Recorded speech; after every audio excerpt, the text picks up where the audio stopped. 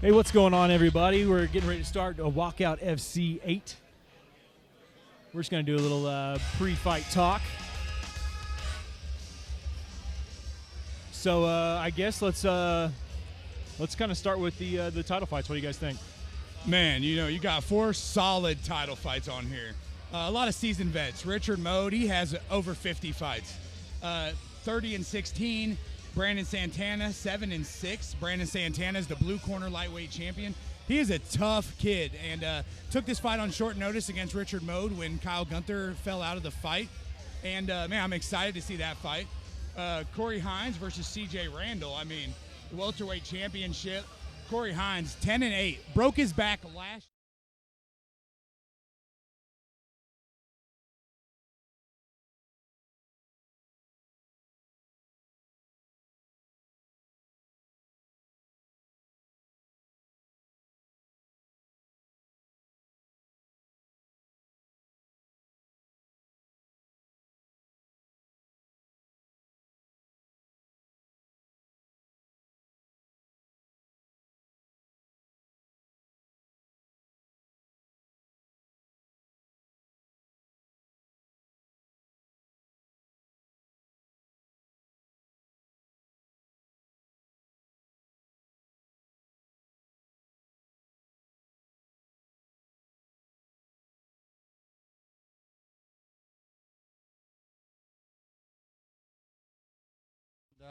vicious fighter, so I'm looking forward to that.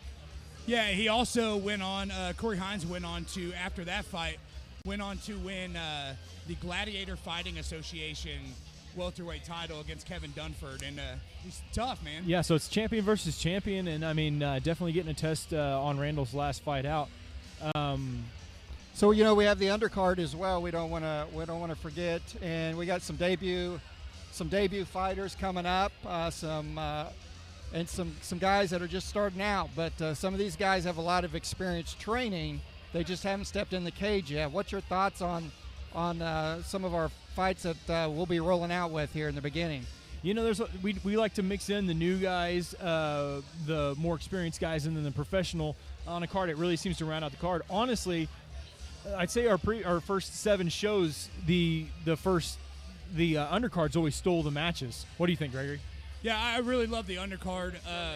There's a lot of new guys, like you said, but they train hard. And, Jake Brewer versus Ryan Wickham, that's a solid fight. Chris Salcido versus Tommy Hernandez. Tommy Hernandez is going to be looking for a win here. I think he's lost back-to-back fights inside the Walkout FC cage, and he's looking to bounce back.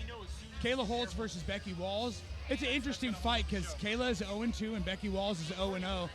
Both desperately searching for a win here. Ryan Harvey or Josh Passwater versus Zach Yates. Zach Yates again 0-2, looking for a win, and Josh Passwater is making his debut. And then we got the heavyweights, Zach Sweet and Ryan Harvey, and then you got Sergio Garcia versus Jason Hafler.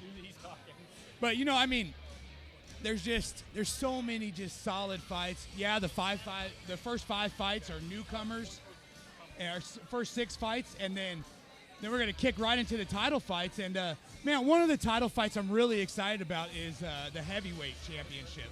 You got the heavyweight champion, Osha Johnson, taking on the interim heavyweight champion, Billy Blackard. Arkansas.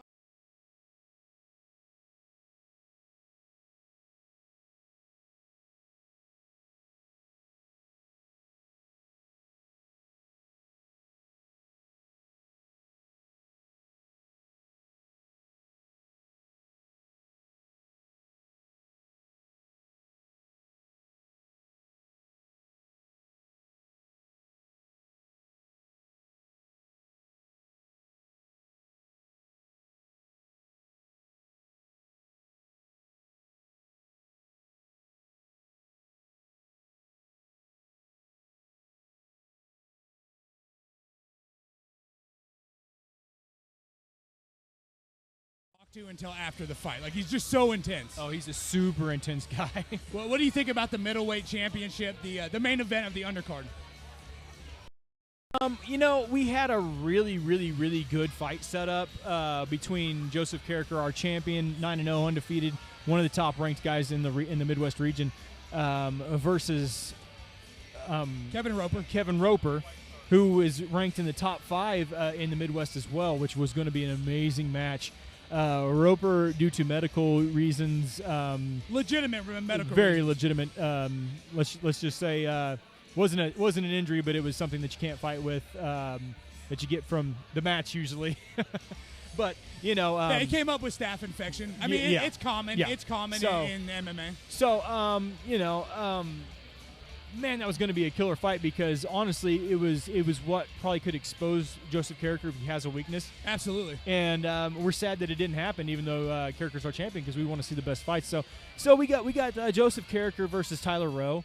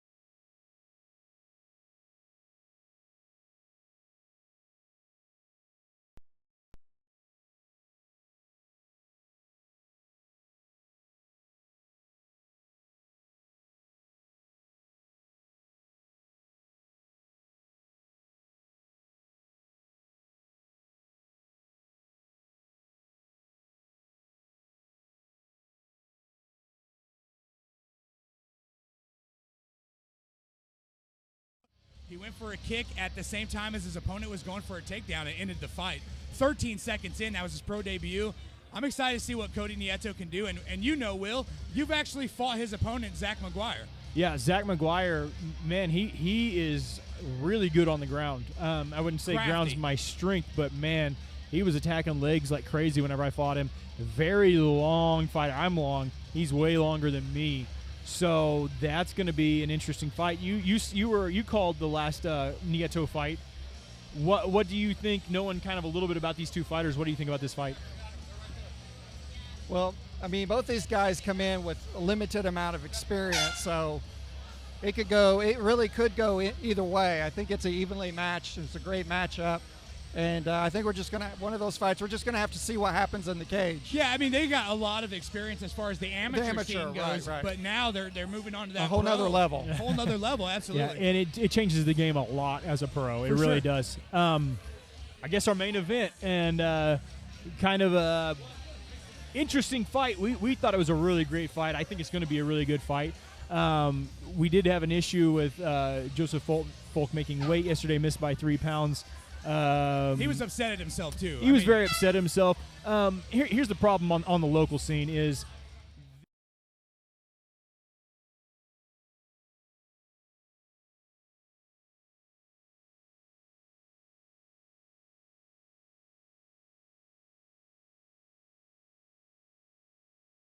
he was visibly upset last night. I mean, he talked to his opponent. He apologized. I mean, you know, some guys just go in there, miss weight, no big deal. But you could tell that it honestly bothered Joseph Folk. And, man, this is going to be an entertaining fight. Stephen Graham is on a 2-fight win streak.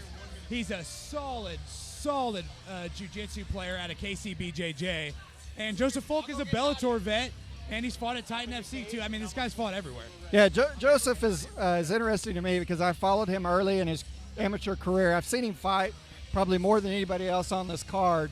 And Joseph is a stand-up guy, there's no doubt. He's a great competitor, a great person, and, you know, his record doesn't necessarily depict the type of fighter that he is. And I'm excited to see him. I always am to watch him step into the cage. And one thing we know, he will give 100%.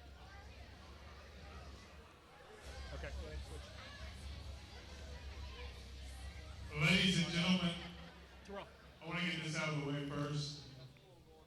Tonight's bouts are sanctioned by the great state of Kansas and the Kansas Athletic Commission, presented by Title Boxing, Chairman Representative Tom Burrows, Vice Chairman Dr. Paul Brecking, Commission members Todd Carter, Dr. Matthew Boehm,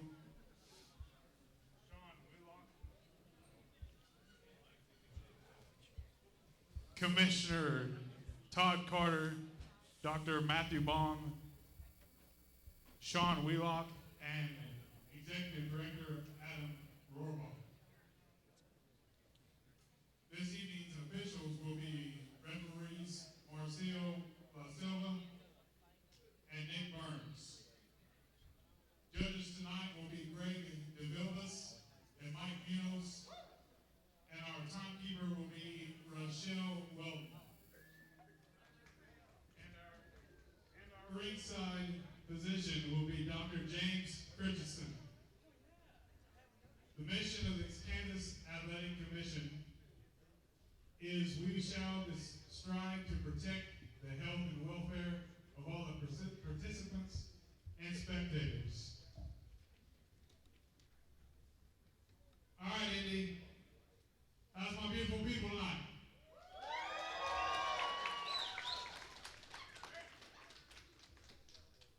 It's going to be a good night, I can already tell. You guys showed up to be loud and proud, and I love it. I am the Riz, and I will be your host for the most, your voice of the cage. Hey, let's say that for the guys getting punched in the face tonight.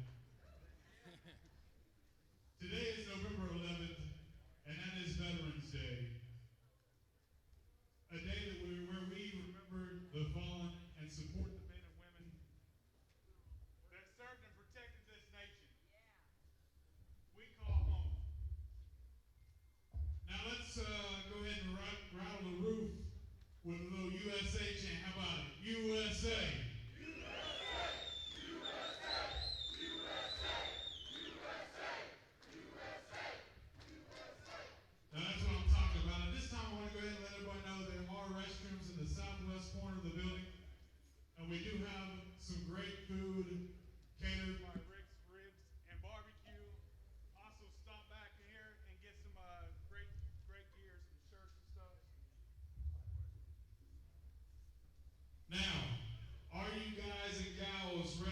started? I heard you. Let's see if the fighters heard you. Let me ask you one more time. Are you ready?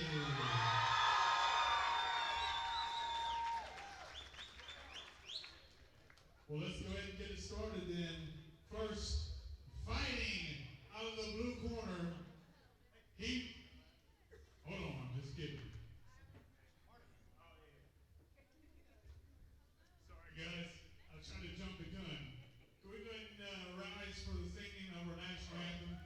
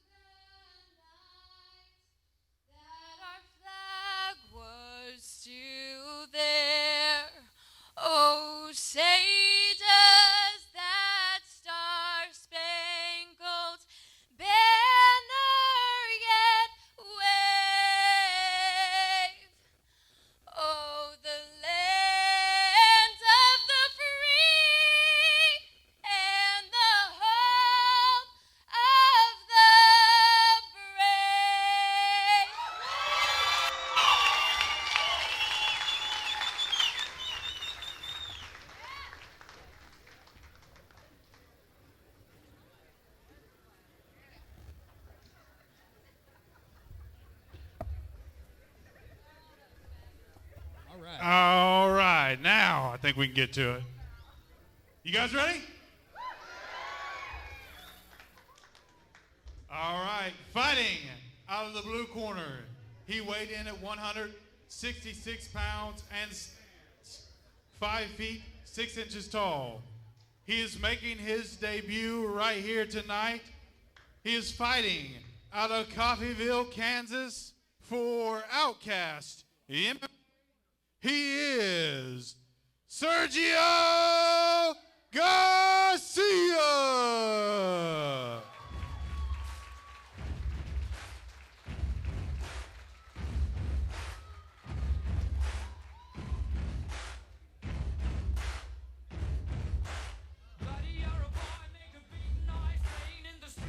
Sergio's.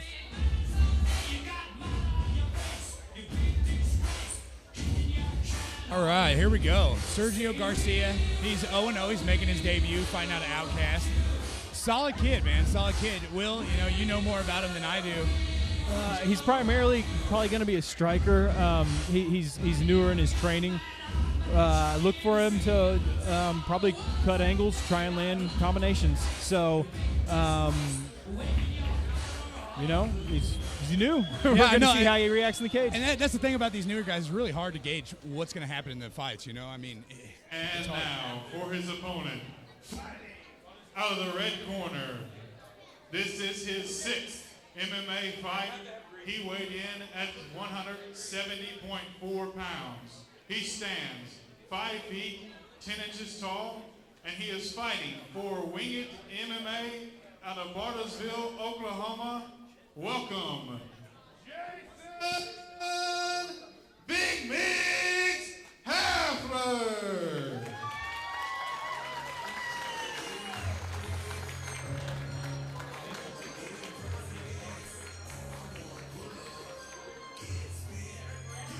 Jason Hafler, he's He's fought in the cage a few times here at Walkout FC, and he's 0-5. He'd be looking for his first win here. And I think this is a good opportunity for him, against the 0-0 guy who really is his first fight also. So, Will, we were talking about 0-0. You've been in that position before, stepping in the cage for the first time. How's that different than training? You really don't know what's going on a lot of times your first time, even if you've been training for years and years and years. It feels really new. Everything feels new, even if you've done it 1,000 times in practice. It feels like the first time. So it's going to be interesting to see how he reacts and responds, because as a first-time fighter, you don't hear your corners as well. You don't use your techniques as well. It seems like you end up doing a lot of the wrong things, even though you know you're supposed to do the right thing. That's so accurate too, because like when I fought my first, I only had 2 fights. I'm not special or anything, but I had 2 fights and I couldn't hear anything the whole time. I was just tunnel vision the whole time. The crowd could be going crazy, but you don't hear nothing. The only thing I could hear is my sister yelling so loud I had to turn around and say, "Hey, be quiet." Yeah, I think this fight will stay on the feet. I think this is going to be a striker's match, but you never know. First time you get tagged in your first fight, sometimes that changes your what you really do, because a striker can become a grappler really fast if they get hit in the face enough. So absolutely, I think both these guys would lean towards the striker aspect, but we'll see for sure. Jason's making his way into the cage now. I must say, Sergio's standing here right by us. He definitely looks calm for a first fight.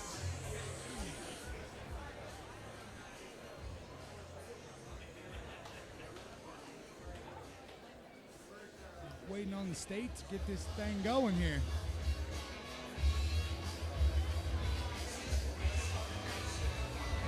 So we want to welcome everybody from Flow Combat. This is our first pickup with them as far as the fight. It's exciting to be able to broadcast for them and all the fans that they have.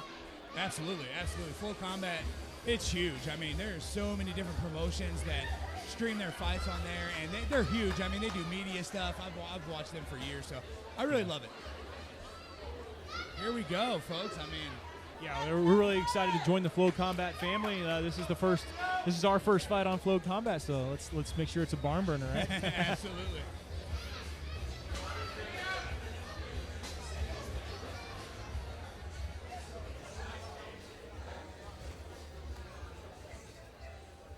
Waiting on the stage to get it going here.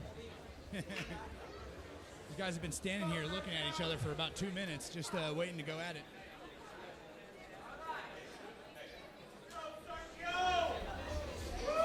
The crowd's a little bit restless.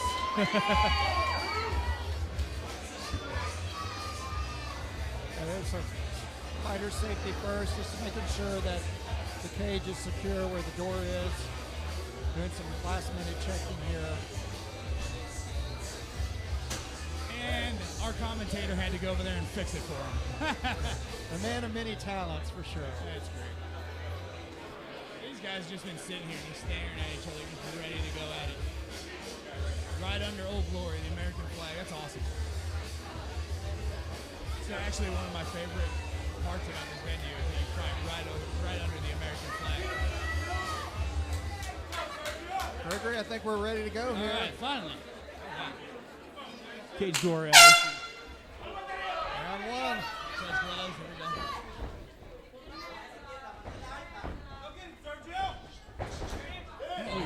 Spinning back fist that goes to the ground. Sergio not holding back, is he? Sergio here needs to just pass. He lets him up. Good, Spinning back fist attempt. It got him, but he actually fell at the same time. Yeah. If that doesn't land clean, it kind of puts you at a disadvantage. Sergio's controlling the cage really well right now. Oh, nice one too after a landed punch by Hafler too. Hafler, I think, is thinking about that spinning back fist again here.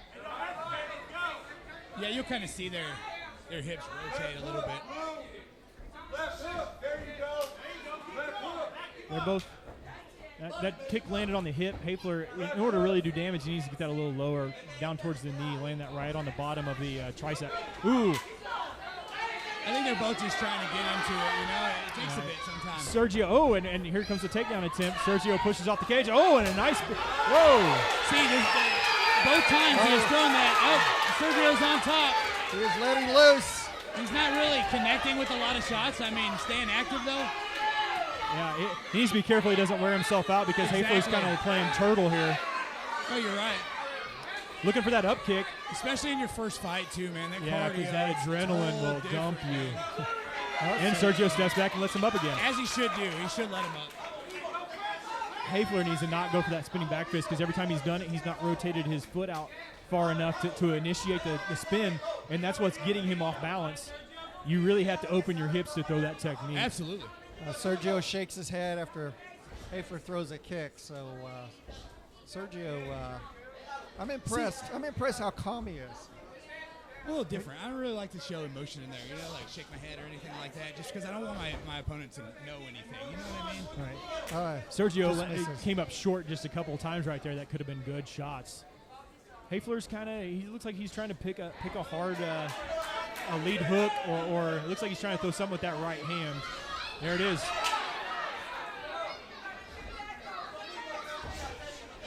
Sergio comes back with a big right hook and lands short. Oh, that one caught him on the temple, but he comes right back. Oh, just misses a knee.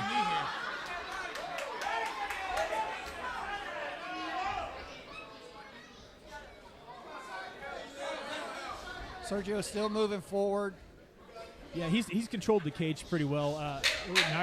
Nice 2. 10 seconds left. Here we go.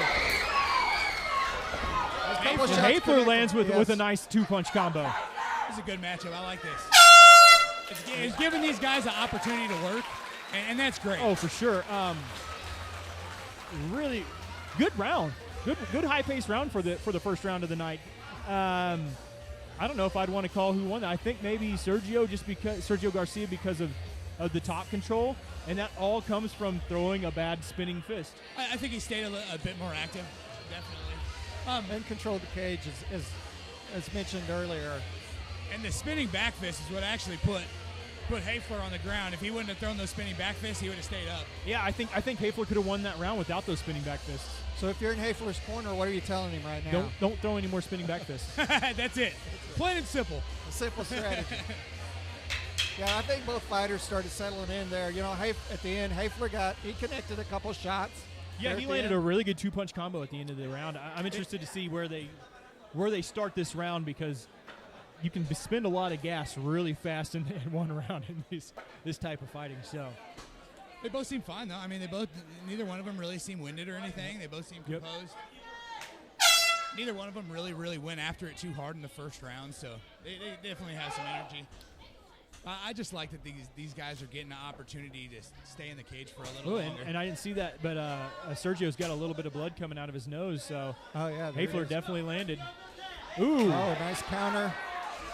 I think Hafler's hurt. Hey, Sergio must have saw he was hurt, but he's pouring it on. He caught him. He drops it over. There it is. Oh. Wow. Sergio had some pinned up energy there.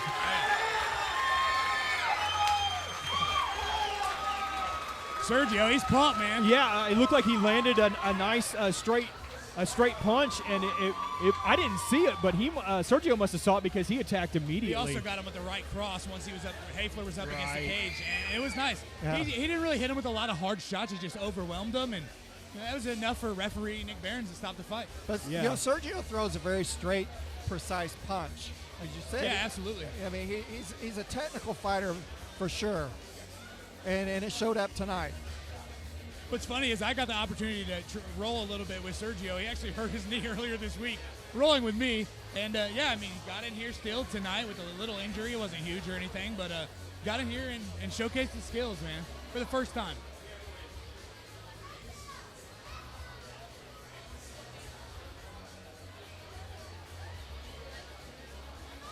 All right, we're going to get an official decision here.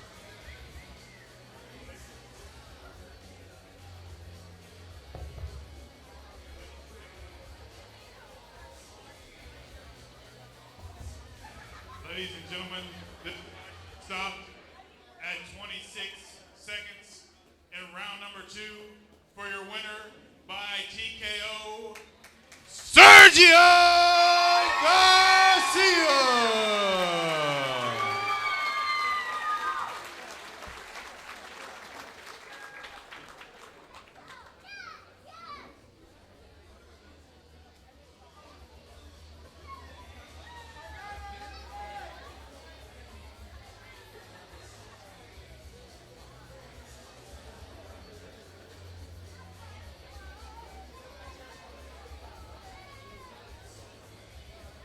Great way to start the night, guys.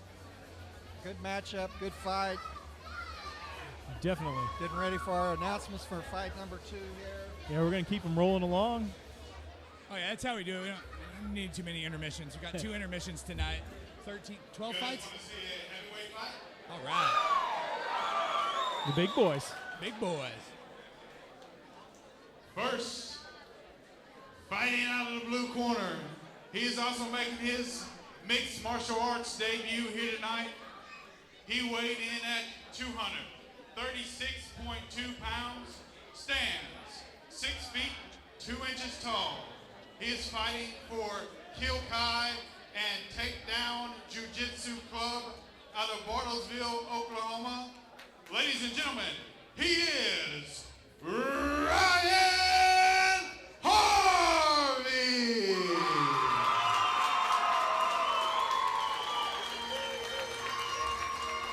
Another debut fighter coming out. Yeah, Ryan said he's been training for 8 years and decided, hey, I think I'll just step in the cage and give this thing a shot. Yeah, he had another opponent who also had a lot of years of training, very long rangy opponent earlier this week that was looking really like it's going to be a fun fight. Ended up having an infection in his lymph nodes, decided it probably wasn't smart for him to go. We found a replacement from WFC 7 in Zach Sweet, so still a good fight, but it's just going to be a different fight, I think. It's interesting. It's a very interesting fight. Zach Sweet, more of a wrestler than anything.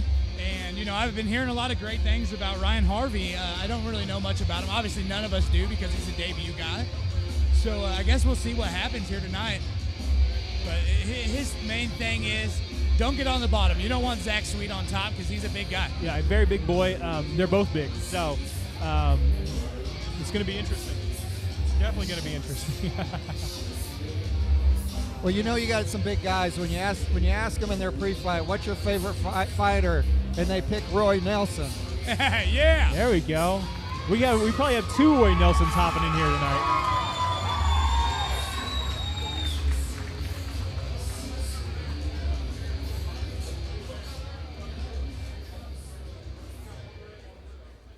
He's also got the beard going on. His opponent. Fear of the beard. Fighting out of the red corner. He weighed in at 252.4 pounds and stands 5 feet 11 inches tall. He is fighting out of Joplin, Missouri with a record of 1 win and 0 losses. Welcome to the cage, Zachary Sweet Meat Sweet. Gotta love that nickname. Yeah, and I don't know if he was really training because he's a full-time college student. I don't know how much he was getting to train, but he took this fight on no hesitation. So, really always awesome to see a guy like that. And the thing about Walkout is, you know, you got guys that step up like this. You always give them another fight. You always make sure they come back, and that's what I love about Walkout.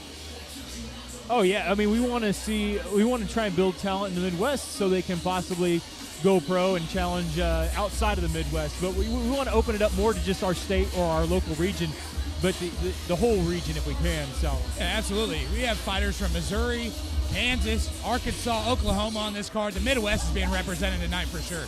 Oh yeah.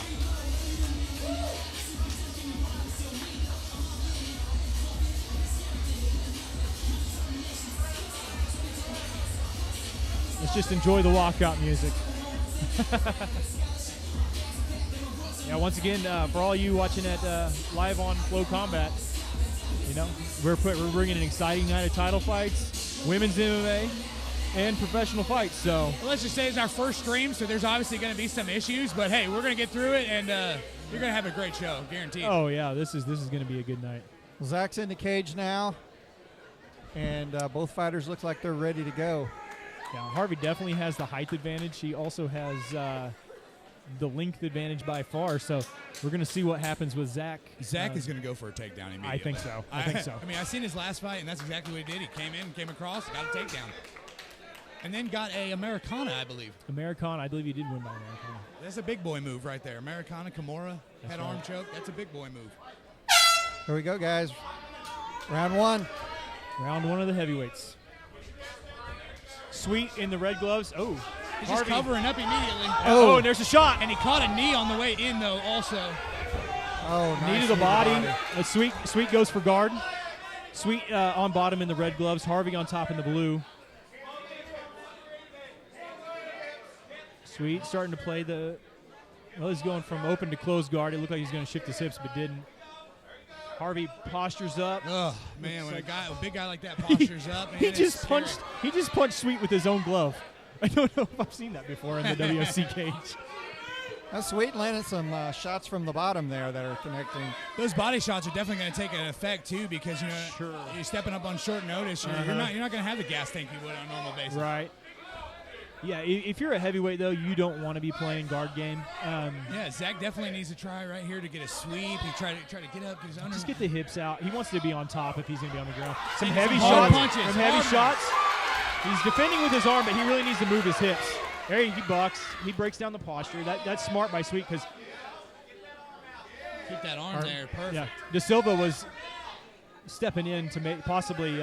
He's trying to go for like an arm crank there, and it's just not going to work. It's not going to work on it. Oh, nice shot from the bottom, though. Sweet still firing some shots. Absolutely. Sweet's tough, man.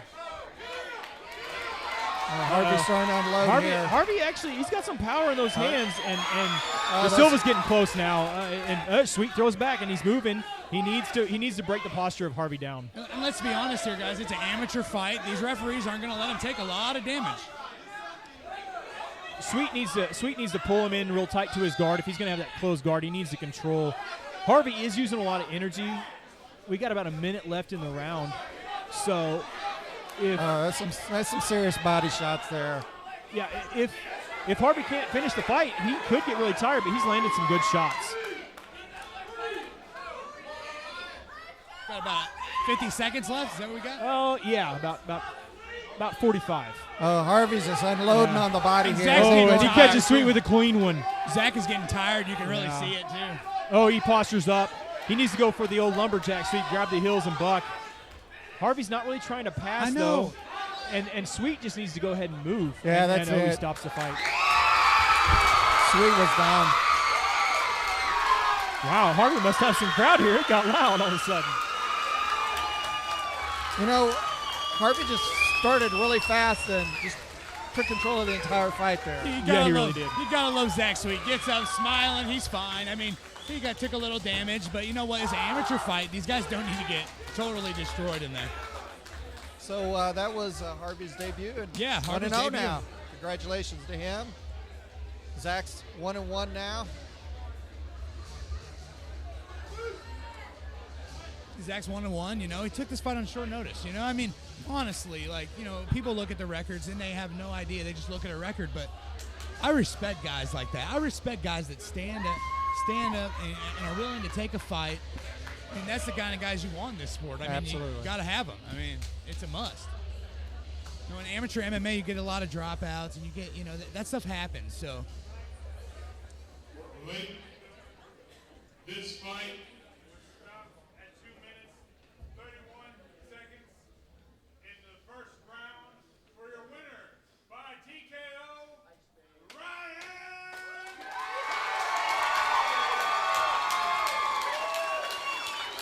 There's some sportsmanship. That's the other thing I love about amateur MMA. I mean, these guys, they're just doing this for fun at this point and just for the sport of it.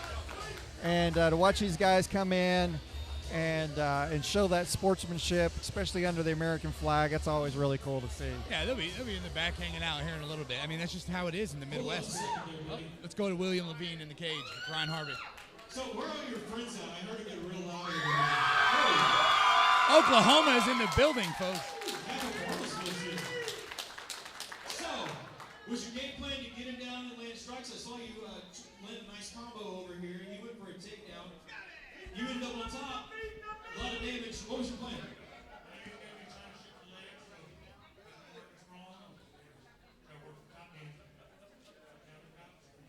That's exactly what you did. What did you think about your first experience in the cage? Exciting, very much. It tends to be when somebody's punching you in the face, you know. So, too much information. We're gonna see you back very soon. I'm sure they enjoyed it. What do you guys think? Did you do a good job? Hey, let's give a big congratulations to Zach Sweet, who took this fight on less than a week's notice, so that Mr. Harvey can hop in the cage. Let's hear it for Ryan Harvey.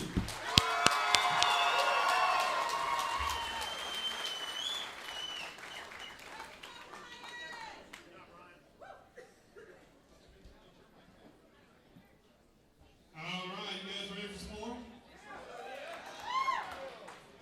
Fighting out of the blue corner, he is making his debut here tonight. He weighed in at 167.6 pounds and stands at an even 6 feet.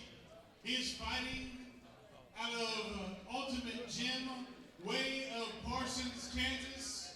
Welcome, Josh Passwater. Josh Passwater is the next fighter going to hop in the cage tonight. He's also a debut fighter. Like I said, we tried to line the bottom of the card with some of the newer fighters, try and get them started in the sport. Passwater, I've actually cross-trained with him a little bit.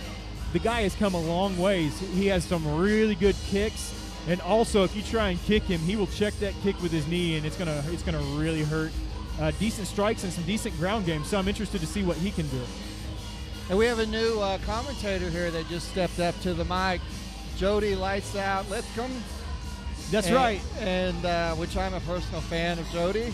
I am as well, and you know what? I'm glad he's here with us, but he's here with us for a kind of a sad reason at the same time. He lost his fight today. His opponent's wife was in a car accident, and I guess from the sounds of it had some sort of something go through her leg. That doesn't sound good. Well, Jody, we were excited to see you get in the cage. What do you think about what did you think about your opponent? What did you think about your fight? I thought it was going to be a good fight. We were pretty equally matched. I was really excited because he was a stand-up guy. Normally I get guys that want to take me down, but we'll come back after. This is his third MMA bout. He weighed in at 165.8 pounds. He stands 6 feet 2 inches tall and is fighting for the bad way of Cherryville, Kansas. He is Zach GQ Yates. And he does look pretty GQ. Zach Yates, he's fought for Walkout once before. Did a really good job. He's actually 0-2, but he's a very good 0-2 fighter. So back to you, Jody. More about your opponent. What you thought about your fight? yeah, I mean, I thought it was a good matchup. He was a kickboxer with a good record, so I was really excited about it. Bummed how things went down, but that's just part of the game. Can we look forward to that being possibly set up in the future, or do you have other plans? I'm not really sure. If his story checks out, I'll be more than glad to fight him in the future. So you're skeptical until he's proven correct, huh? Well, I had a lot of people tell me that they didn't think he would show up, so, that makes me believe that, but, I don't know. I have no reason not to believe him, but besides that. That's true. You know, the fight game's always rough and always risky. It's just from having the experience. All right, so we got Passwater in the blue gloves, Zach Yates in the red gloves.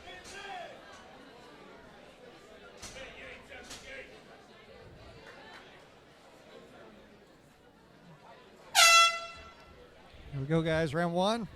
They touch gloves, both. An immediate shot, and Yates with the takedown. He's actually been very successful with takedowns so far in his fighting career. It's just kind of what happens after.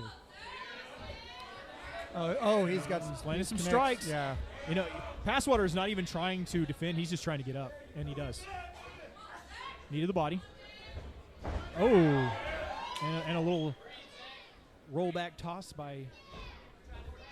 Oh, and Passwater goes for the escape again, almost had it, and then ends up in side control. Ooh, that was an elbow strike. I saw it. I don't know if the referee was walking around. I don't think he saw it.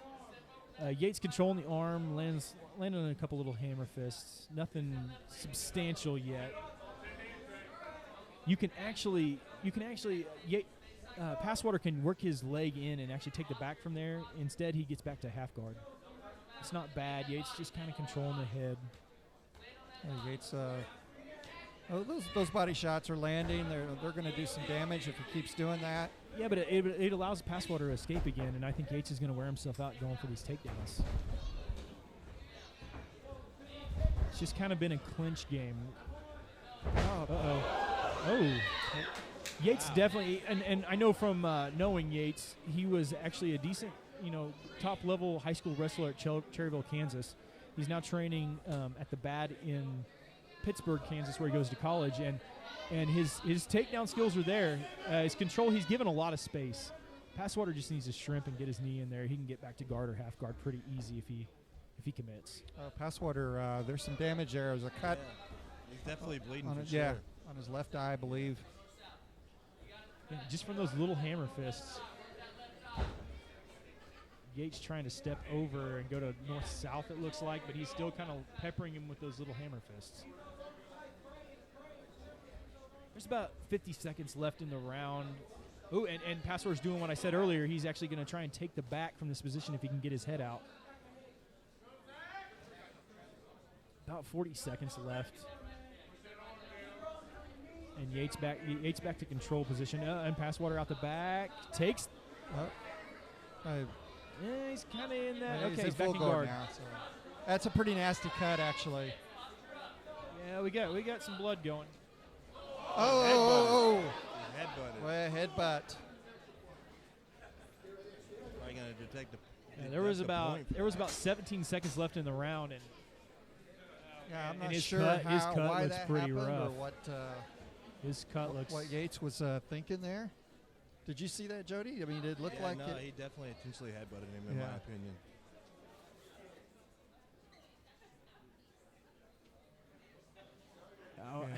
I know as a fighter, sometimes you just do things.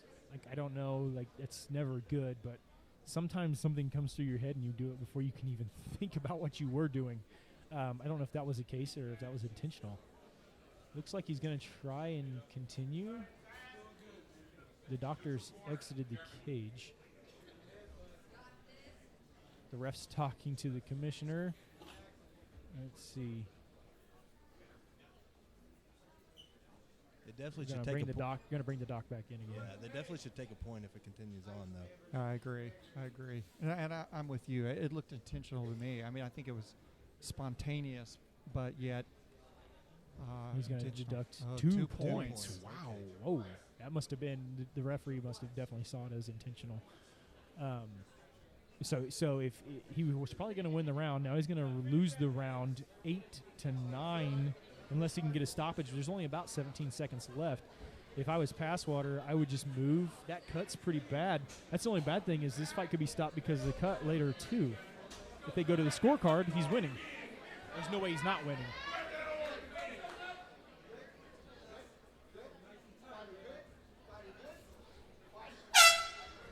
Let's see if Passwater keeps his distance. Yates comes in with some big right hands, shoots in, sprawl. A few seconds left, but Zach finds himself back on top. Passwater trying to survive the round and does. Yeah, I mean, unless the judges gave that a 10-8 round to Yates, Passwater's definitely up, I guess, 9-8, which is really weird in a round. Strange first round for sure. I don't know if I've seen a 9-8 round before. I'm sure there has been, but you don't see a lot of them. So Passwater, he's just going to have to figure out how to stay on his feet because obviously when Zach takes him to the ground. I mean, Zach's controlling him on the ground completely. Yeah, we're getting That a wrestling experience, I whole guess, lot of coming through. wrestling. But here's the thing: he went for about 4 takedowns in that round. Got 3 to 4 of them, depending on what you call a couple of what happened. But that wears you out fast. The hardest part of fighting is cage grappling and wrestling. So if you're doing too much of it, you're going to get tired. So I don't know, Jody. What do you think? How do you think that round really went? It's a good question. It's hard to say with the the 2-point deduction. We'll see what how Passwater bounces back. Debut fighter. He's got it cut. Headbutted. Oh, nice kick. that he came out violently, stops the takedown, and then Yates finishes it. He was sprawled out on that. Yates' strength must be pretty good because he is just powering through these takedowns. Yeah, Yugi definitely has that strong wrestling core. He's just able to turn his hips and dominate control and get on top. From this spot, Passwater needs to wall walk. He needs to get his back on the cage and start to walk up. It's going to be hard to do with a strong wrestler on top of you, though. Yates is trying to trap that arm. He's giving him so much space, though, and that's kind of a problem some wrestlers have is they don't know how to control that space because they're not used to just sitting on top of people. Usually once, and see, he uses it to get up, and here's a guillotine. That's a tight Very guillotine, tight, too. very It's tight. He needs to fight the wrists. He's going to have to fight the wrists here. He's in trouble. Yeah, He taps. He taps. So Gates finishes the fight. Passwater's debut. I thought it looked like to me if this fight would have stayed on its feet, Passwater obviously would have been a different fight in some way, somehow. Yeah, he came out strong in that second round, but Yates' wrestling just happened to be too much.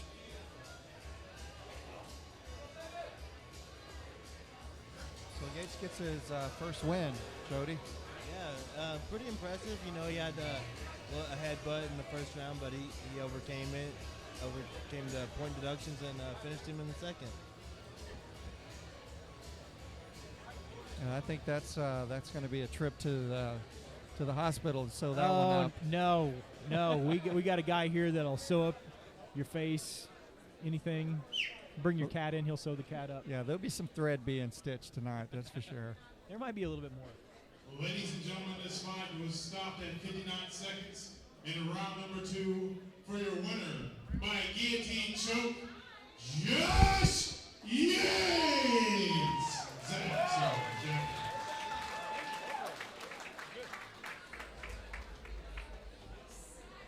Zach Yates. Yeah, the headbutt was a little unfortunate. It looked like it was intentional a little bit, but things happen. You get a little frustrated in there. If he would have went to a decision, he would have lost that fight though because of this. He got deducted 2 points. So luckily he got the finish. Mr. Yates, you hold on with you for a second. So this is your second fight in Walkout FC. Your first victory. How did it feel? Your takedowns look strong. Yeah, you had a lot of really good top position. Walk me through the headbutt. What happened there? What was going through your brain? It was an accident.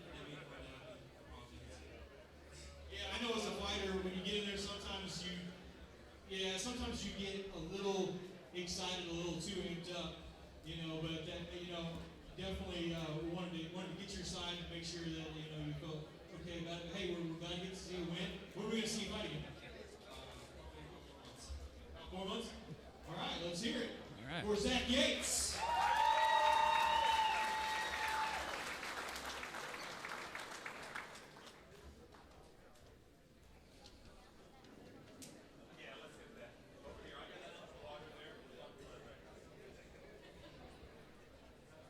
You guys ready to see some ladies MMA action? Let's give us a second to get this cage cleaned up a little bit.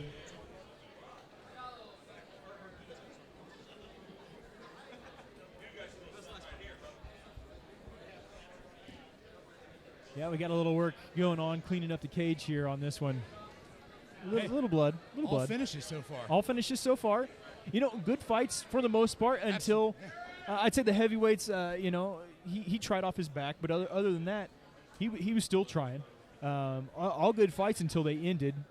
Wrestling has saw the biggest part of it tonight. Let's go to cage announcer Ladies Aaron and Vincent. gentlemen, first, fighting out of the blue corner, she is making her debut tonight. She weighed in at 130.4 pounds. She stands 5 feet, 5 inches tall, and is fighting out of Coffeyville, Kansas, via Outcast MMA. Welcome, Becca Walls.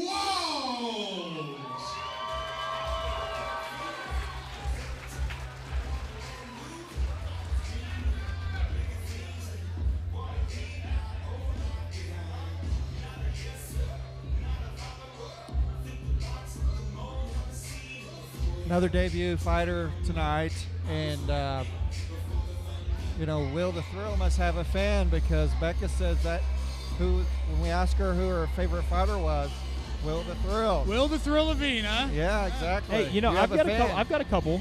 You've got a couple. I've got a couple, and by couple I mean I've got 2. She's one of them. That's funny. It's because I try real hard. Try real hard. So since she's a fan, you can tell us about her fight plan, her fight game. She actually came into the club about 3 months ago, and she's a 38-year-old mom. But you know, and when people come into the club, you're kind of like, you know, hey, this is, you know, this might work out, this might not work out. But she has been dedicated. She has been ready to go. So. Out of the red corner, this is her 3rd MMA fight. She weighed in at 133.4 pounds and stands 5 feet 2 inches tall. She is fighting for Team Impact out of Broken Arrow, Oklahoma. She is Kayla House. Yeah, so just to finish up, she was she's been training hard, you know, and showing a lot of progress. She wanted to do a couple fights before she said she was too old. And, you know, hey, I'm here for people to do their dreams for sure. So it's been really fun having her in the gym. Kayla, you know a little bit about Kayla, Gregory. Yeah, Kayla, she's very tough. Both of these ladies, though, tonight, they're looking to get their first win. So, you know, that's going to make this for an interesting fight. Kayla's very tough, and I think she's going to be looking to get this fight to the ground, but she comes out of a kickboxing gym also. But I feel like what she does and what I've seen her fight, she's looking to take this fight to the ground. It's crazy. I'm looking over it, and not to change subject, but Becky Walls' 2 of her kids are sitting right behind her corner. So if that's not motivation, I don't know what is. Kayla's a younger lady. Yeah, like you said, she's looking to get her first win tonight. Yeah, she just gave a thumbs up to her kids just as you were talking about that. There we go. Yeah, she's awesome. She actually helped me at the last event and do our charity thing, and I really appreciate Becky Walls for that. You know, women's MMA is never boring. Never boring. You're always going to get an interesting fight. When you get the ladies in there, they are more intense. They are more driven, I think, to prove that they got a spot in this sport, and you 100% see it when they get in the cage. The thing about Becky is she's gonna really see what she's all about tonight. You know, I mean, win, lose, or draw, getting in that cage is tough. I mean, it is tough. People don't understand. I mean, you can just get in there. Yeah, but these people in this cage tonight, these fighters in this cage tonight, they all come out of great gyms. They all train very hard. So we'll see where she's at tonight. Yeah, I mean, as you can see, we've had a couple fighters that haven't won, you know, 0-2, 0-5 step in the cage, and I mean, you can't say they don't belong. Now, we bring in good competition. We're not going to give anybody easy fights. No. So sometimes you win, sometimes you don't. But they don't have a lack of ability. I haven't seen anybody in here show a lack of ability. Sometimes it's just, is that person on that night? Are they off that night? So I think that's going to how this fight's going to be. We're going to see a lot with another debut fighter. can that debut fighter turn on That switch. the switch? Can they use all the techniques that they've been taught? Or is the 0-2 fighter that's kind of in the same boat, can they start to use those techniques that they've learned? Can they turn their record around? Yeah, and 0-2, that still means you have experience in the cage. That means that's you can't. Nothing beats experience. And Kayla's 0-2, and she's also done an exhibition grappling match or exhibition MMA fight, which she won actually. Yeah, she so won, if you're gonna say technically, she's 1-2. Yeah. She's got a lot more time in the cage, so that can make a lot. Hey, What do you think? Time in the cage. As a person who's never fought, what do you think about the guys who have more experience and less? Well, I think you always have an advantage when you have experience, but I think a lot of it is the person, because some people just are calmer under pressure. It's either the fight or flight situation, and let's see what happens on this one. All right, here we go.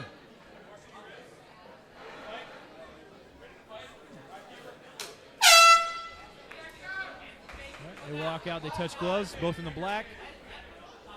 Houts is in the red gloves. Becky Walls is in the blue gloves. I've seen Becky train, too. She throws some heaters. Yeah. Leg kick.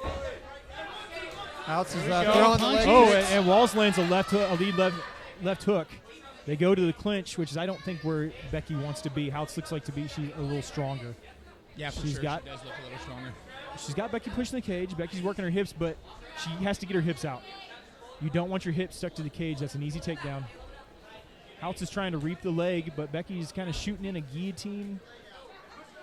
Good defense, though. And this is tiring. Good defense so far. Oh, She tried to trip. and she stopped it. She needs to break. Becky needs to break away here and use her length. And she does. There we go. And she punches on the break, which is important for a new fighter.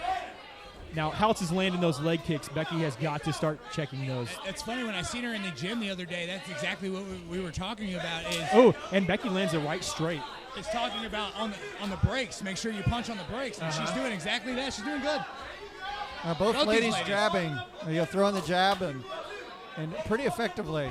Oh, and Becky with another right straight. It's not really affecting Houts too bad except for knocking her head back.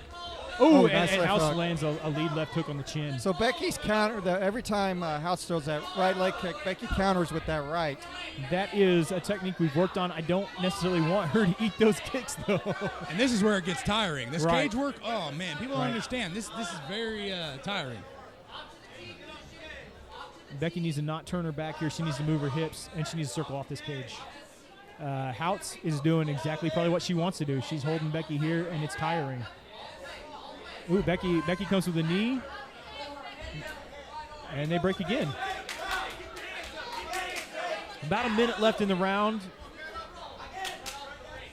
and I'm noticing Becky's chin kind of come up as she punches. That could be trouble if you land a perfect The punch. thing about it is she's throwing nice, crisp 1-2s. Yeah, she 1-2s. is. You can tell. I mean, you can tell what she's learned. But Houts is nailing that same spot over and over. There's a red Becky's spot leg on is Becky's bruised leg. already. Oh, absolutely. There's a big welt on it. It's actually showing a lot of redness. Yeah, Yeah, unless- that last kick that connected, I saw Becky's leg buckle just a tad. She's starting she to comes feel back it. with her own kick. There she goes. Oh, Every time Becky starts to get off and starts that throwing. knee to the body hurt. Yeah. Every time Becky gets off and starts Nice throwing jab. and doing good, Kayla pushes her up against the fence or initiates a clinch. Kayla's doing a little trickery here. I'm watching her eyes. She's looking down at Becky's legs, and then she's coming up with punches now. She's trying to Another get takedown to get this takedown right at the end of the round. Now we're going to see there round we two. go. Good first round. Great first By round. both fighters. Great first round. That's going to be a hard round to call because Houts went for takedowns but didn't get them. I think that judges tend to not score you as well if you don't get the takedown. I think they it just depends. Yeah, it's a really close round. Kayla had the cage control, but I don't know. I mean, I think Becky landed more strikes. Yeah. Kayla landed more kicks. I think the kicks, I would give the round. to Well, Kayla. Here's what I would say. damage. Yeah. Exactly. Here's what I would say. Becky might have won the round, but if she doesn't finish the fight, she might lose the fight due to damage if she cannot stop those leg kicks. True. That's kind of where I'm at. What do you think, Toby? Oh, absolutely. I mean, if I was in Kayla's corner right now, I would tell her, come out throwing those lead kicks. and watch for the counter, obviously, because that's the shot that Becca landed the most was the counter when Kayla threw that leg kick. But there's some damage there. She's right by where we're sitting, and that leg is definitely whelped up and bruised. My inner coach is wanting to come out of me, so. I guess you got to take the headset off and do your thing. Just yell. Do your thing, coach. There we go. Oh, No, nice. I think both are fighting a fantastic fight. Man, that was throwing I'm heat now. I'm impressed. Becky is not liking those leg kicks anymore. No, she's No. not. Look, No, there's they're- already a welt on her leg. Yeah. She needs to bring her knee up and check those kicks with her shin. It's obvious her Okay, she's corner got to told get her to head up. move. She's got to get her head up here. Knees to the face are coming. Houts goes for the takedown again. And Becky defends. She's tying up the leg, but that's not going to be good for her. She's actually losing a post. She puts the foot. She needs to get her legs wide. She needs to get an underhook, and she needs to try and turn Houts. She needs to try and turn Houts' back to the cage. I mean, you got to believe House is following the exact game plan they laid out for her. Oh, and she's doing a very good job. They both are. I think they're both doing great. Oh, fantastic. So, yeah, there is minor mistakes that you're seeing as a coach. But, honestly, for this being her debut, Becky's doing great. Kayla's doing great also. And Sure. Anytime you get time in the cage, it's good. We talked about that earlier. Time in the cage is important. Becky's doing a good job Yeah, of stopping the takedown, She but is defending well. yeah, she needs to circle here. She's kind of head hunting, and that's not. She's got to. going for a choke or something like that, man, it takes a lot of energy. Yeah, she's trying to sink that guillotine. Elbow is way high. The elbow should be more around the Adam's apple.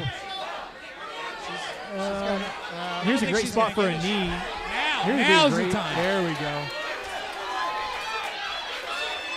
She might Oh, and she's she's got it raising sunk her in up. now.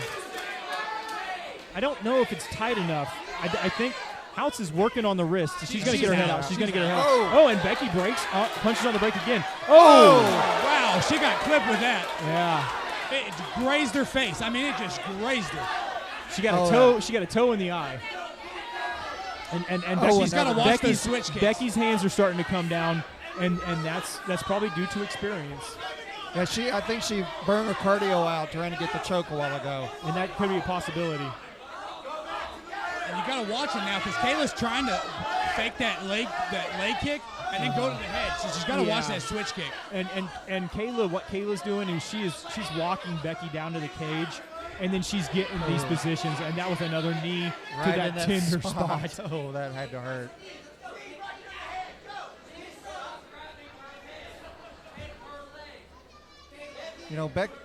Becky, though, has defended the takedown quite well. And I think she's going to get the she- takedown here. 10 seconds left. She finally hits a takedown. Just not going to be enough time to do much here. Nice. Oh, These round ladies two. are, they're doing great. I mean, they Oh are. yeah, they're putting on for sure.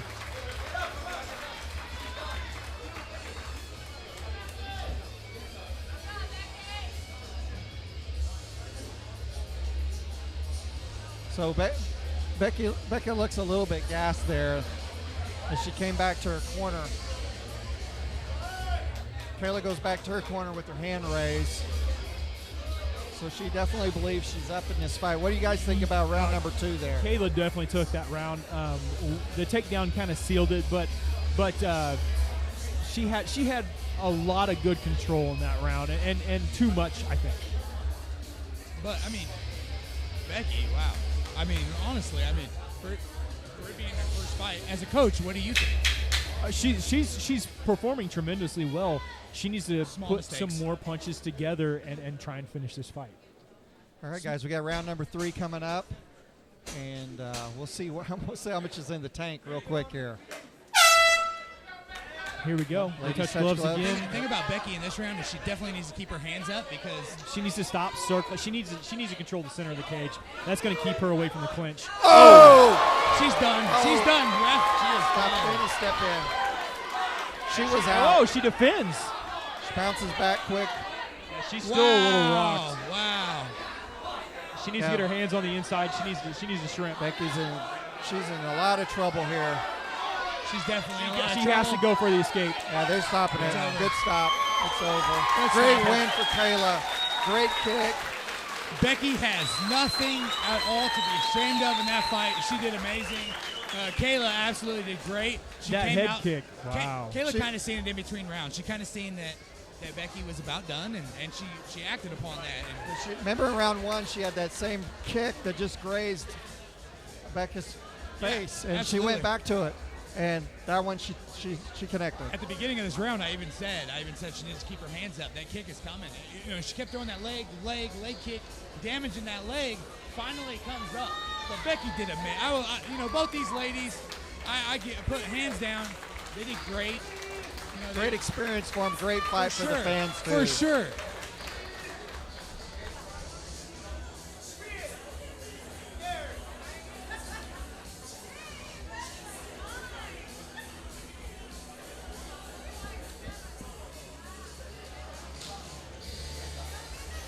It's always great getting that first win. It is. It's so great. I mean, people don't understand how much these fighters put into it outside of just getting in here and fighting. These guys go through training camps, and I seen Becky in the gym this week, and man, you know what? I think she'll be back. She said it's a bucket list thing, but I think she'll be back. Ladies and gentlemen, this fight was stopped at 32 seconds in round number 3. For your winner by TKO, Kayla House.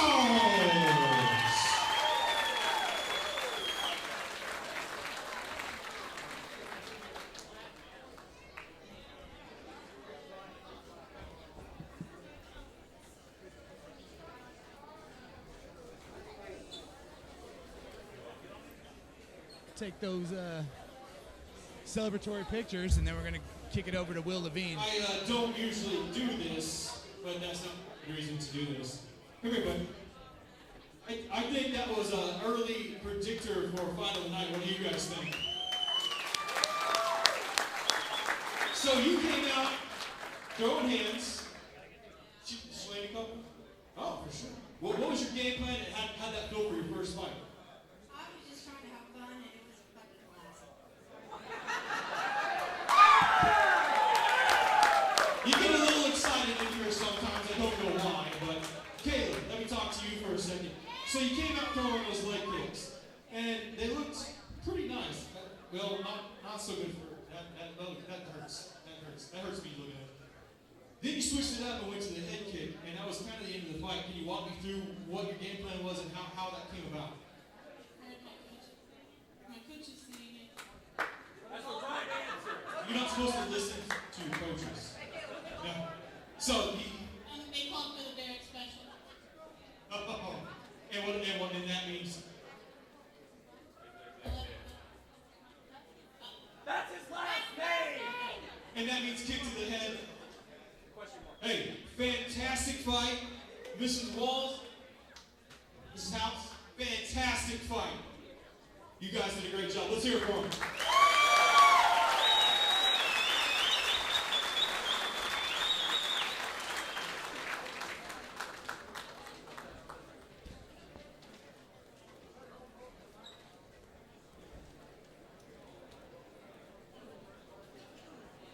We've had an exciting card already. There's some great fights. We've seen a little bit of everything. Yeah, and even though there's been some finishes, these guys have been able to get in there, even the guys that lost, and fight, and that's great. Let's go ahead and get another one started. Fighting out of the blue corner. He weighed in at 155 pounds and stands 5 feet 9 inches. With a record of 0-1, he fights out of Ark City, Kansas, and trains with Punisher out of Winfield. He is Chris Salcido. So Chris Salcido comes in tonight. Gregory, you know a little bit about him, and this is a very last-minute fight. Why don't you walk us through what happened and how this is even going on? Heck, I mean, Tommy was supposed to fight a guy, Dontel, and he never got his medicals in. So Tommy was like, if I fight, I fight. If I don't, I don't. He's fought for us many times. Right. And Chris Salcido messaged me randomly and was like, hey, if you have any openings this weekend, which it was weird, if you have any openings, I'll fight. And he's here tonight, and that's great. He fought a few weeks ago at David Ryan's card, Conquest, I think it's called. Conquest Promotions, yeah. Called Conquest Promotions, and he took a loss against a guy with way more fights than him. Tommy I think he's lost 2 fights in a row. 2-4, I believe, is his record. So, and he's lost his last 2 fights. Chris definitely looks like he has a size advantage on Tommy, so we'll see what happens here. Yeah, definitely should be an interesting fight. These small guys always put on a fun fight. And now, for his opponent, fighting out of the red corner with a record of 2-4, he weighed in at 142 pounds and stands 5 feet 6 inches tall. He is fighting out of Carthage, Missouri, and is fighting for Reese Nation. He is Thomas Latin Lion Hernandez.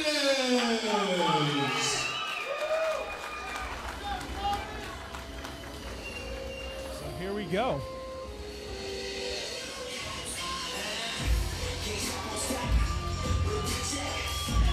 So Tommy Hernandez coming in. Yeah, Tommy's tough, man. Tommy's tough. He will fight anybody. His last fight, now let's be honest, his last fight, he lost that fight, but it could have went either way. And he went against a top wrestler out of Arkansas, and he went to decision. He went to a decision, and man, that fight, I thought Tommy won the fight, but it was very close. It could have went either way. A very good fight. It was a very good fight. Tommy recently fought for us, and he got a Von Flue choke. Von Flue choke the last time we were here in Independence. That's right. Taken after Ovince St. Preux. That's right. Right now, currently, man, Yeah. You see him in the UFC. We saw 2 here at Walkout FC that one night. So yeah, absolutely. It's because people always try to go for that guillotine, and they keep their hand there, and boom. Right. I mean, right. it's actually a pretty simple submission. Once again, everybody watching at Flow Combat, we really appreciate you guys. I hope you're enjoying the broadcast, and we got another great fight coming on here.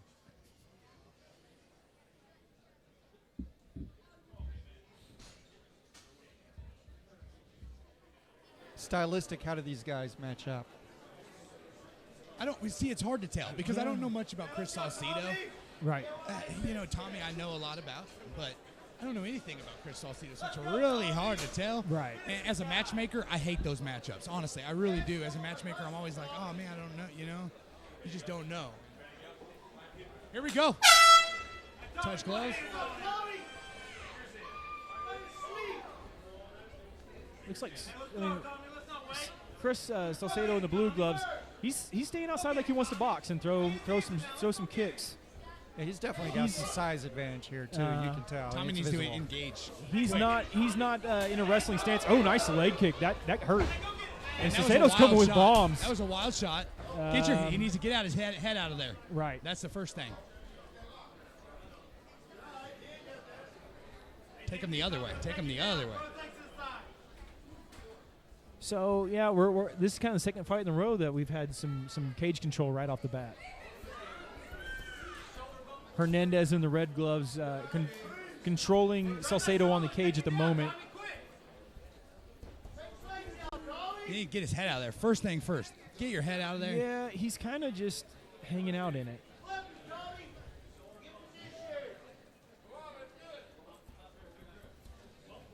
And you just pull him out and boom. Yeah, almost and down. And he's in a guillotine, though. He's in a guillotine. Yes, that's true. a problem. He needs to not go that way. That is perfect. You can actually make the choke tighter if it's in. Yes, if you go towards the arm, if you bring your body towards the arm that the choke is on, you actually choke yourself. So what he needs to do is circle his butt towards the cage, but that's going to be hard to do. His head's twisted almost all the way around. Salcido's not going to get it. I can tell already. Tommy needs to jump over his body and go to the other side of Salcido's body. He's fighting the wrist, but I mean you can literally choke yourself from here. So you might be in some trouble. Tommy doesn't seem to be really affected by it, but this usually makes the choke very tight. Tommy needs to pull him away from the cage and switch sides. Usually makes it tight. You have to have that jiu-jitsu. I mean, it's true. It's true. I mean, these guys, like I said, he's a newer guy. Tommy needs to go ahead and get his head out of here. I mean, Yeah, Saucedo's, he can't do this for 3 straight minutes. oh His heck arms are no, gonna- he's already. And he lets go of the choke right there. right go. there, exactly. Oh, we're getting Wow. into a weird Kinda scramble here. Oh, he misses with the knee to the head, but that was Tommy close. looks tired already too, though. Yeah. And Saucedo's mouth is open. Yeah, He's Oh, he turned his back. and nice knee. He walked into a knee there. Now it's his own guillotine. Now let's see how that works. Yeah. Usually the guy who held He's it for got that long. He almost tapped. Yeah, he almost tapped. He was thinking about it. He's thinking about it. He He tapped. tapped. Yeah. When you hold the choke for that long, it wears you out. You know what? Shout out to Chris Salcido for stepping up and taking the fight, man. I really appreciate Absolutely. it. And he's not going to do anything but learn from this situation. Tommy's a fan favorite here at Walkout. He fights anyone, everyone, and people love him for that. Well, he bruised his record to 3-4, so 3-4. that's good for him.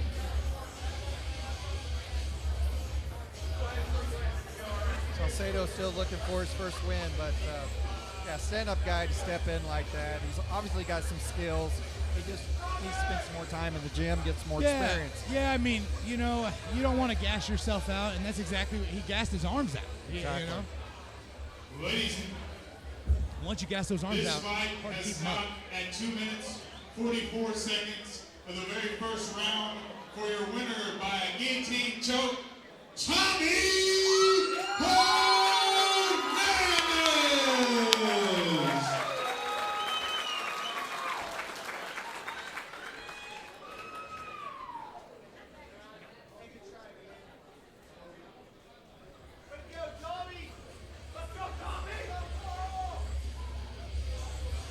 Tommy did a great job there tonight. Oh, fantastic job. It's good to see a guy like that who comes in and fights anybody get a win, man, and that's true. And the same thing for Chris Salcido. I mean, he was willing to step up, man. Gosh, And he I love almost those had to guys. finish himself. So Here we go. Let's go ahead and get another one started. How about it? This one I'm excited about. Fighting out of the blue corner with a record of 1-0.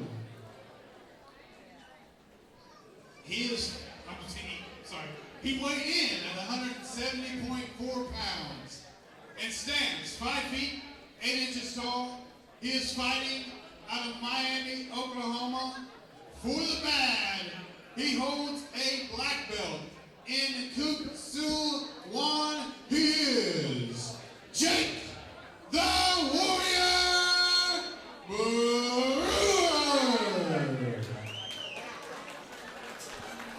Yeah, Jake Brewer just started coming into the Brown Academy of Defense. He's got a really good background in Taekwondo or whatever. Kuk Soo Won. Yeah, whatever Mr. Vincent just said. That's an old school. There was that black belt in Kuk Soo Won in one of the old UFCs. I can't remember exactly who it was, though. The thing about Jake Brewer is he's intense, man. He really is. He's intense. He's strong. You know, I'm interested to see how he does against Ryan Wickham because Ryan Wickham, he's no joke, man. He's really good on the ground. He got a 13-second knockout. Right, at Walkout FC 6. Wickham is a purple belt in jiu-jitsu, but also has heavy hands. His last fight, he was controlled by a bigger wrestler, which prompted him to want to go down to 170 pounds. For his height, for his build, both these guys are probably legit 170s. Could even be down in the 155s. Yeah, I think Brewer eventually. can make 155 eventually. So, yeah, I'm interested to see where this fight takes place because it seems like both of them are kind of diverse in their strikes and their techniques. Well, Jake had an early finish, too. He had a TKO against his first fight, right? Yeah, he fought. Out of the red corner with a record of 1-1, he weighed in at 173 pounds. He stands 5 feet 11 inches and fighting out of Bartlesville, Oklahoma for Takedown Jiu-Jitsu Club and Barrett's Boxing Club. He is Ryan Wickham. So Ryan Wickham has some fans here tonight. Wow, Wow. We have a lot of Oklahoma fans Wow. here in Kansas tonight. That's for sure. Yeah, we got a lot of Missouri fans as well. So Oklahoma, Missouri, Kansas, Arkansas. fighters from Arkansas. We've got the 4 states involved tonight. Yeah, absolutely.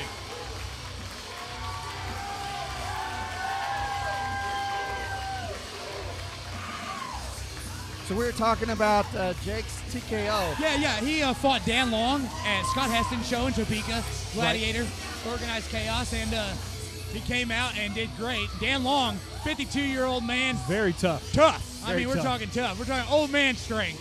But, yeah, Jake went in there and got a big double leg, and he did his thing. It's a really even fight. I really love this fight. Yeah, I'm interested. I think this is one of the more competitive. Like I believe in the next 5 or 6 fights, both of these guys are going to have some potential to be threatening for a top contender or a belt, possibly. So, it's definitely the next crop is definitely coming in. We've seen some earlier tonight that have a shot, and these guys definitely I think are on the list just because of what I've seen them do. I like seeing this. I like seeing the next crop. I really do. And I got to mention this. Both these guys, their favorite fighter is GSP. And, of course, after Boo. after that's great. last Saturday night, yeah. No, I love GSP. He's a respectful champion, and that's great. I was not impressed by his performance. I was. No, it was great. He did great. I'm ready to be impressed by these guys' performance. Out with a kick early. He must have watched the last fight. Brewer in the blue gloves. And ate a knee. Brewer in the blue. Wickham in the red. Wickham's pressing Brewer into the cage at the moment. He's still throwing. He was throwing from his knees, guys. Oh, my gosh. Well, we do know it's going past 14 seconds. And that must be tight. That must be tight, but you know what he really needs to do is that. Okay? I was going to say sit down, but now he's kind of in a bad spot. He's trying to fight the wrist. Brewer's doing the smart thing and trying to fight the wrist, but he's in trouble. Oh, and he's out. I think he was out. Yeah, but he's in trouble here because he gave up a lot of position. So no matter where he came out, he was in a bad spot. I think Ryan Wickham was taking it easy right there. Did you see that? It was like a really light shot. I don't know. Yeah, he's trying not to hit the back of the head because of Brewer's position. It's hard for him to place his shots For right. sure, okay. And he really doesn't want to hit him in the back of the head. He's getting that wrist. He's getting wrist control. He's looking for possibly maybe an armbar here. Oh, Oh, that it was a wasn't nice for shot. Landon. Wow. Brewer's moving when he needs to, but he's really stuck here. He's got to explode and try and get out of there. Brewer's coach is calling for a half guard. Go to half guard. Go to half guard. And He's basically in it. He just has to flip his hips exactly. really hard. He just needs to flip his hip. Yeah, the ref is Easier telling him said He gives up his back. He gives up his back. I think the ref is telling him he needs to defend himself. He's not doing anything offensively here. And he's not trying to turtle. He's not trying to roll. He's not trying to dump Wickham off the top. They're going to stop this fight. Just because of defense. Oh, nice shot up the middle. Now, Brewer has done nothing to get out of this. Yeah. Yeah, that's time to stop it. Yeah. Oh, and it gets loud again. Jake a little upset at the stoppage, but I mean he was getting pounded on for a little bit. I mean You've got to escape. You can't stay in that position. Exactly.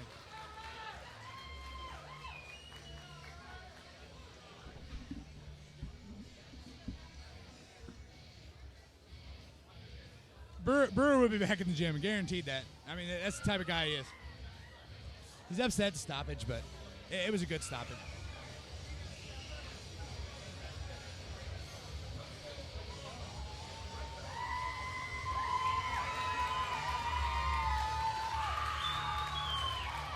All right, after this fight is wrapped up, we're going to go to a quick intermission.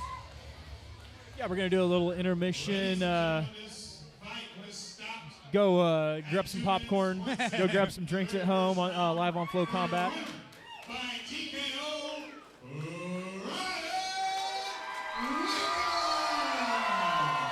Hey, I just want to thank all the veterans and everyone that are watching at home, man. We really appreciate everything you have done for us and our country. Yeah, we wouldn't be here without y'all. So That's why we named it Walkout FC Veterans for sure. Absolutely.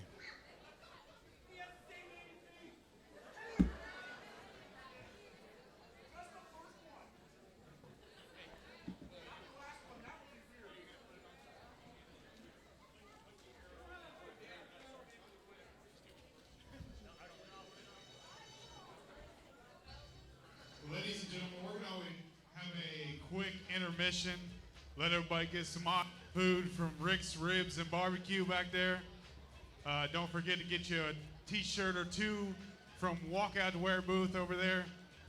And then when we get back, we'll start some title fights. You guys want to see some champions?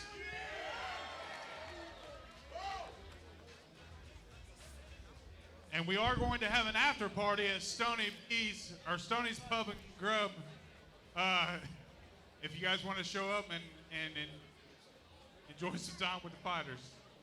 Party.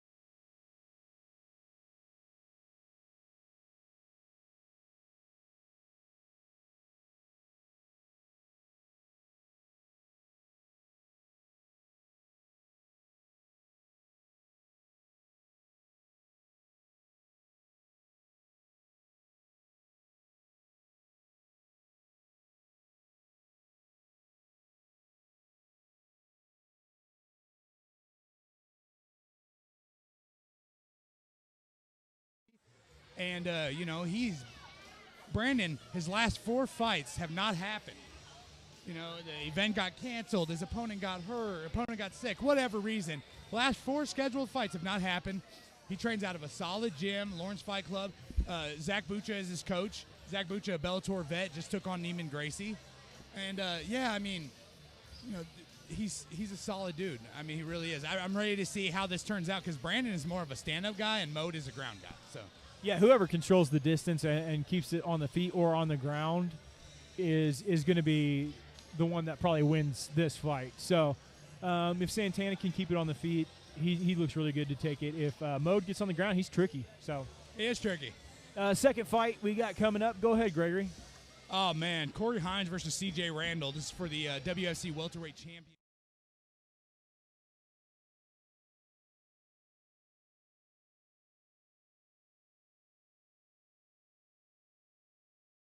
Welterweight champion. And C.J. Randall is our champ, coming back to defend his title for the 3rd time. And, C.J. Randall, 7-2. He's solid. Stylistically, what do you see on that fight? Stylistically, in this fight, Corey Hines, he's strong. He's a great wrestler. What he needs to do is stay out of the guard of C.J. Randall and stay away from those submission attempts from C.J. Randall because C.J. has some tricky submissions.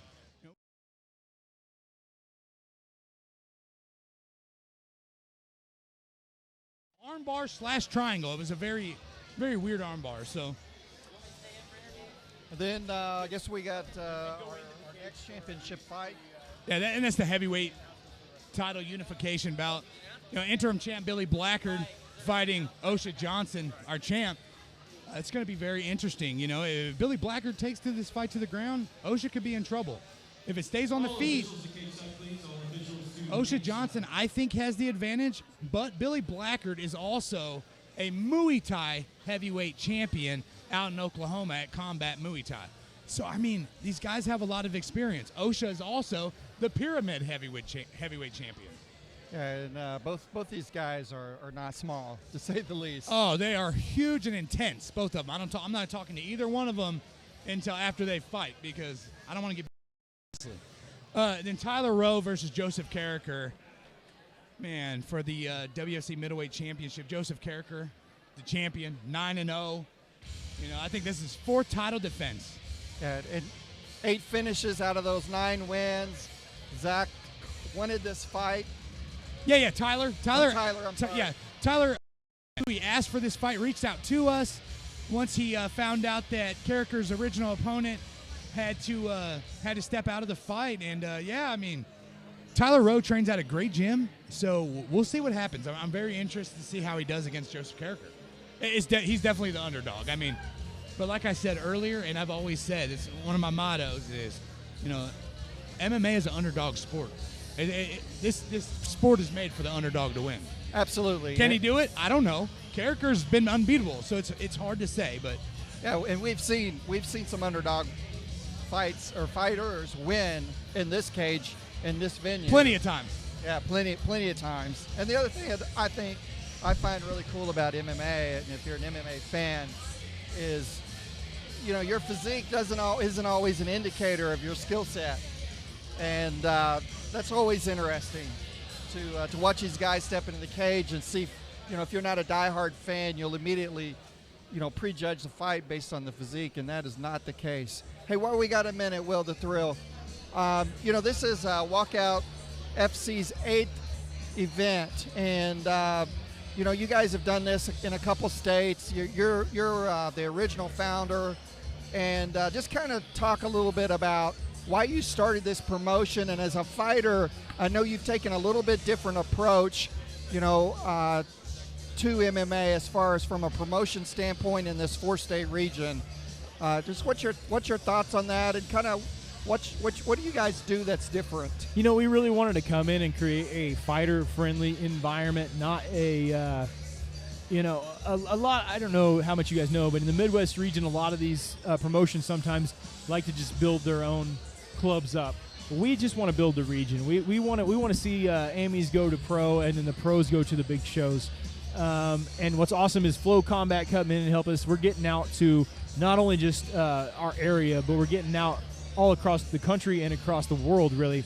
So it's going to be really, I think, a big platform for these guys. But hey, we want to see guys come out of here. We've already had 5 or 6 fighters go to Bellator, some LFA, some Titan alums, a bunch of that, and that's what we want to do tonight.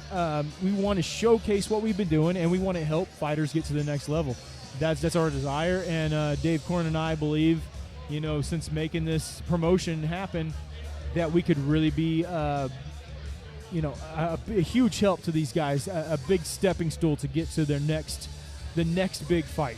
So, yeah, and I think it shows in the fights too, and in the matchmaking, because you guys put these fighters together. You put a lot of work into making sure that it's a good match, not just for the event, but for the fighters themselves. Do they grow? Do they learn?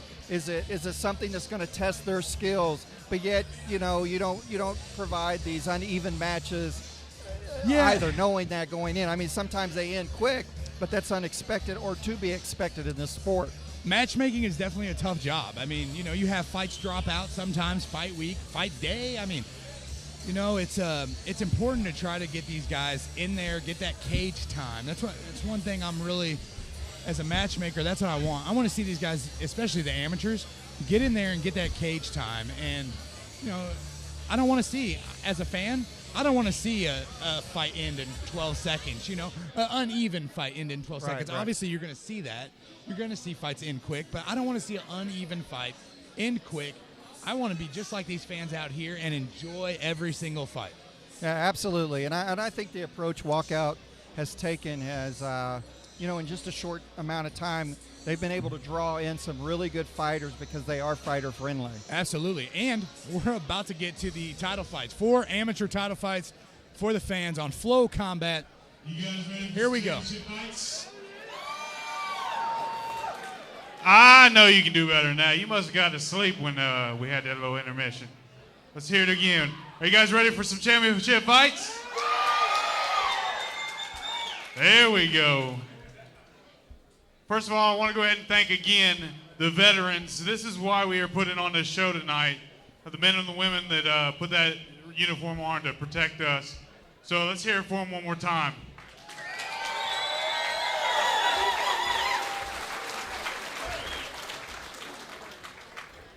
I want to go ahead and thank a few sponsors that helped put this show on tonight, like El Poblito's Mexican Restaurant, First Oak Bank, Indy Family Medicine, Stoney's Grub and Pub, Walkout, Ware, Rick's Rib and Barbecue, CPR Pest Management, and Premier Exteriors. And now, this next fight is for the WFC Lightweight Championship. First, fighting out of the blue corner, he is Brandon Santana. All right, here we go. Will, something happened earlier at the weigh-ins. Richard Mode failed to make weight. I got to ask you, how does that play? And Walkout FC's always had this idea. You have to make weight to be the champion. You can't miss weight and be the champion. That's just not how it works. So if Mode is the victor tonight, he will not be able to take home the title. The title will be vacant. He will be the top contender if he makes weight the next time. If Santana wins, he's the outright champion. He made weight. That's how it works. So absolutely. That's the way we like to do it. We want to do it right. And that's it. Yeah, man, these guys got a lot of experience going into this fight. Santana's an athletic guy. He's got good striking, good stand-up. He stands at 5'9". He's got a record of 7-6. What do you know about him? Man, he's the blue corner lightweight champion up in Kansas City. Very good stand-up. Like I said, he has to keep this fight on the feet, dictate the pace, and just make sure he dictates the pace and Yeah, and stays away from the ground game. Here he goes. He's got a nice little dance going on. For his opponent, fighting out of the red corner, he is Richard Moe. Richard Moe, always the showman. He's actually a veteran. He's coming out with the flag on his shoulders and a tie on. Sharp dressed man. Here we go. I'm always interested into seeing what kind of walkout music Richard Moe picks. Me and Hardy Freely, former opponent of Richard Moe, were actually waiting to see what he was going to pick as his walkout song. Right.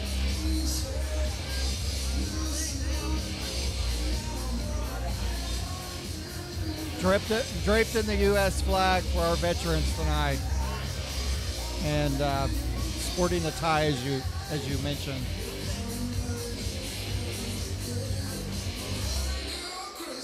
Sharp dressed band. There we go. I Only was wearing a going to tie. start singing it at the same time as you started saying something, too.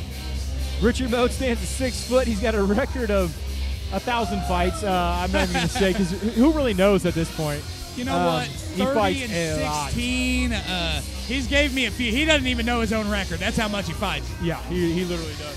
Yeah, that's a fight every 4 days. That is crazy. That is crazy. You know, one thing I found interesting reading his bio, he actually got into MMA through Army combative program while he was in the Army. So pretty cool for him. And, you know, once again, a shout out to all the veterans out there. Yeah, the thing about Brandon, too, man, is he's got 3 submission wins and 3 knockout wins. So, yeah, I say he's a stand-up guy. But, 3 submission wins, that's half of his wins. So.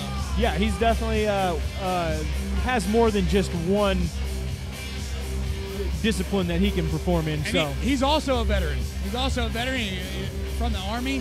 So that's what he said. How did you get into MMA? I asked him, and he said he needed a thrill after the Army. Yeah, There you this go. is it right here. That's right. First, for the challenger, he weighed in at 153 pounds. He has a record of 7-6, stands 5 feet 9 inches tall, and is fighting out of Lawrence, Kansas for Lawrence Fight Club. He is the Puerto Rican Hitman, Brandon Santana. And now, for the champion, he weighed in at 155 pounds and stands an even 6 feet. He has a record of 30 wins and 23 losses. He is fighting out of Bethany, Missouri for Bethany Academy Martial Arts, and he is your WFC lightweight champion. He is Richard Warrior Moe. Intense stare down here, fellas. Yeah, for sure. Moe hasn't taken his eyes off of Brandon Santana the whole time. Here we go. The title fights begin.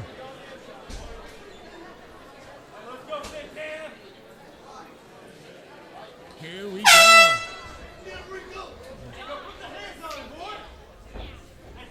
Both of them come out in orthodox stance. Moe in the red gloves, Santana in the blue with the blue shorts. Santana taking his time, and Moe goes to his back, and that he wants to bait him in. Let's see what Santana decides to do here. I would not go down there. I mean, that's just... No, he's just stalking him a little bit.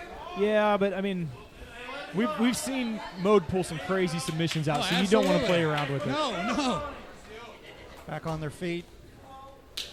Santana's just kind of measuring. Santana's not getting in a hurry. Moe's kind of... Moe's just trying to get close. That's right. it. You can tell. And there he did. He did it. Moe just kind of pushes in. Santana spins off the cage, which is what he needs to do. Nice knee to the body, and Moe returns one. Moe shoots in. Santana really needs to get position before throwing strikes. Always takedown. Moe gets the takedown. Big takedown. Santana looks calm. He really needs to move, not strike. Let's get up. It's important he doesn't put himself in the guillotine here either as he's getting up. Santana to his feet. He gives up his back, though, as he does it, so he needs to move here. Shake him off the top.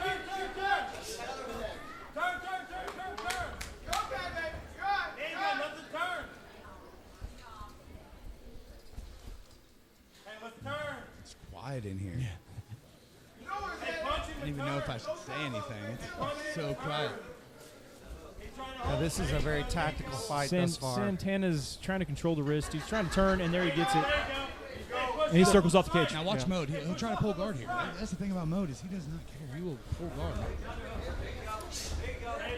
Another nice knee to the body by Mode.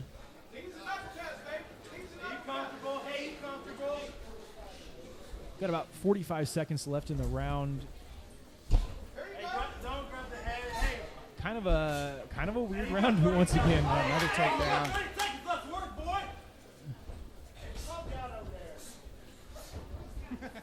Santana's foot is caught in Richard Mode's shorts. Santana back to the guard.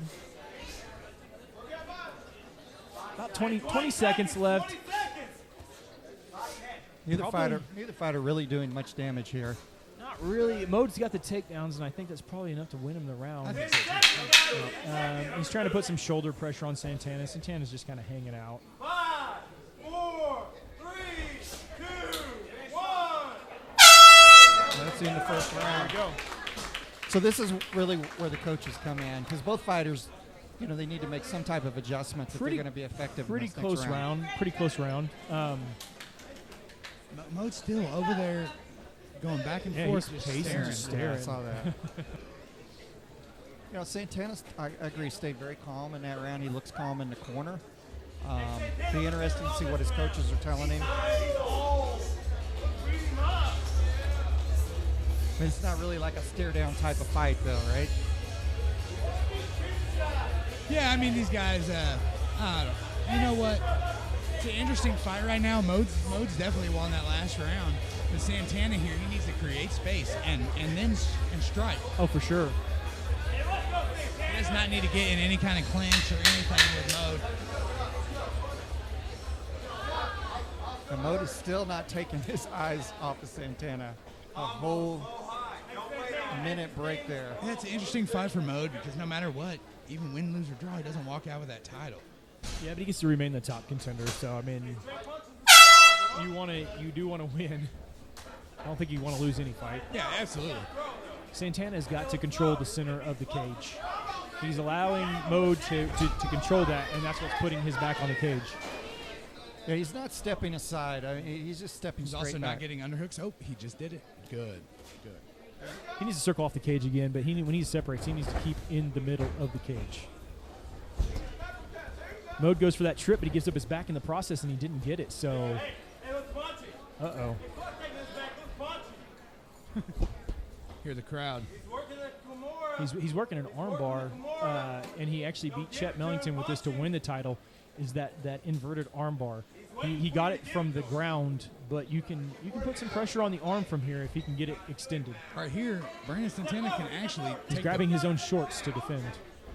No, I think that's actually just Mode's shorts being in the way. I think he's trying to grab. I think he's trying to grab his own shorts. His Mode should. Oh, there we go. He doesn't. The thing about Mode is he's not. He's crafty. He's really crafty. Oh, yeah, he's always, been that way. in position. I don't know how he does that so well, but he does.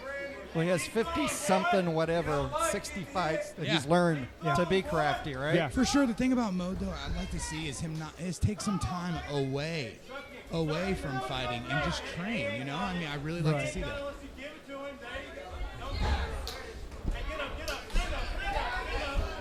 Mode gets a couple good shots in there.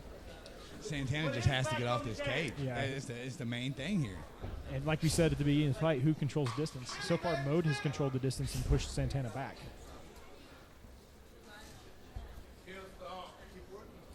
Santana digs in the underhook.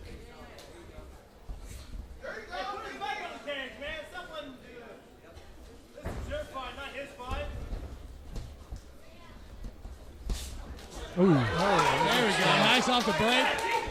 Oh! Wow, that hurt. Mode Oh, acknowledge, and there's Mode a right comes they flying connected in. to. He didn't like that. Yeah, he needs to break here. Santana needs to break here and punch. He just got some momentum. He needs to Use unless it. he's going to try and point this fight out. He needs to try and land strikes and finish the round. He's got about 30 seconds left in this round.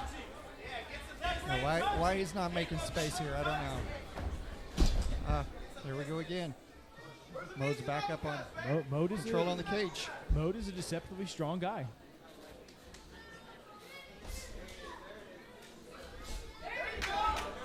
Keep touching him. Give him one more. 10 seconds left.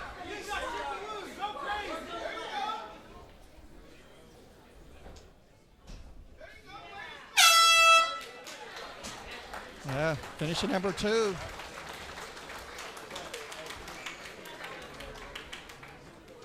I mean, you almost have to give that to Mo just for the control sake, right? And the takedowns. Yeah, I thought maybe if Santana could keep control on the cage, he would be able to win that round, but he wasn't able to do it. So I really don't know. I think Mode's up 2 rounds to none. I think so too. But that big kick. I mean, all Mo did that round was hold him against the fence. Right. But that's control. Right. And I don't know what the judges are scoring importance on. So The Georgia Georgians. well, you know, I think I need some water. I'm more parched than these fighters. I don't know why. Santana has to finish here. Yeah, I think. He's got to do something different too. He can't succumb to Mode's pressure.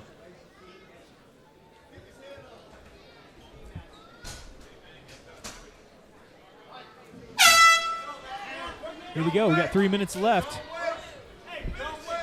Santana's backing up, and that's not done well for him so far, and now he clinches again. He has to know he's got to finish.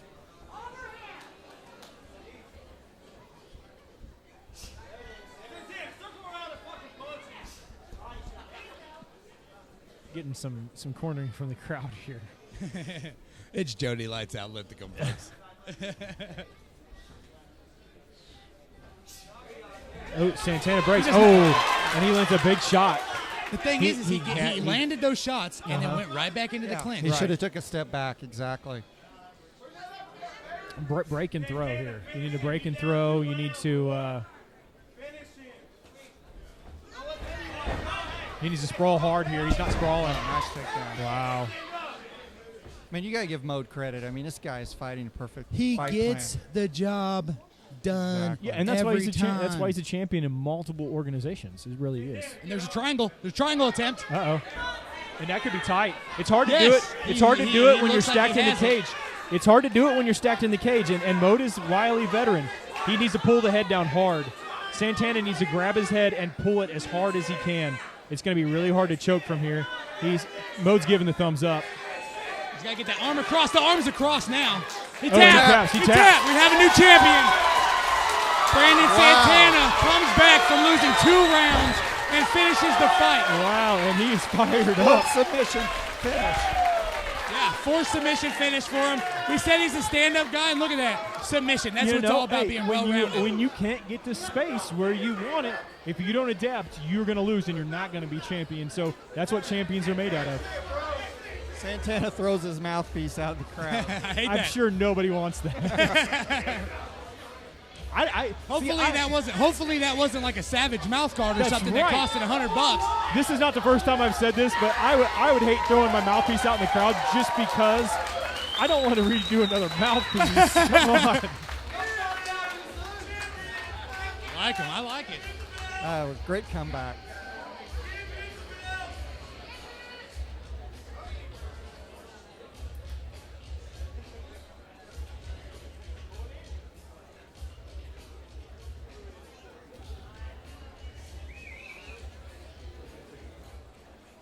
Ladies and gentlemen, this fight was stopped at 1 minute, 26 seconds of round number 3 for your winner by triangle choke and new champion, Brandon Santana!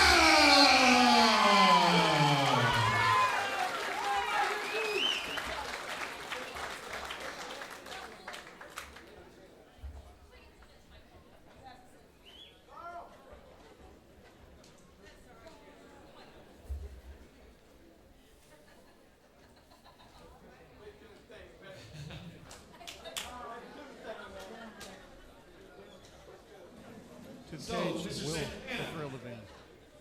he did a really good job of controlling you on the cage. We kind of were scoring it, and we thought you were maybe down 2 rounds.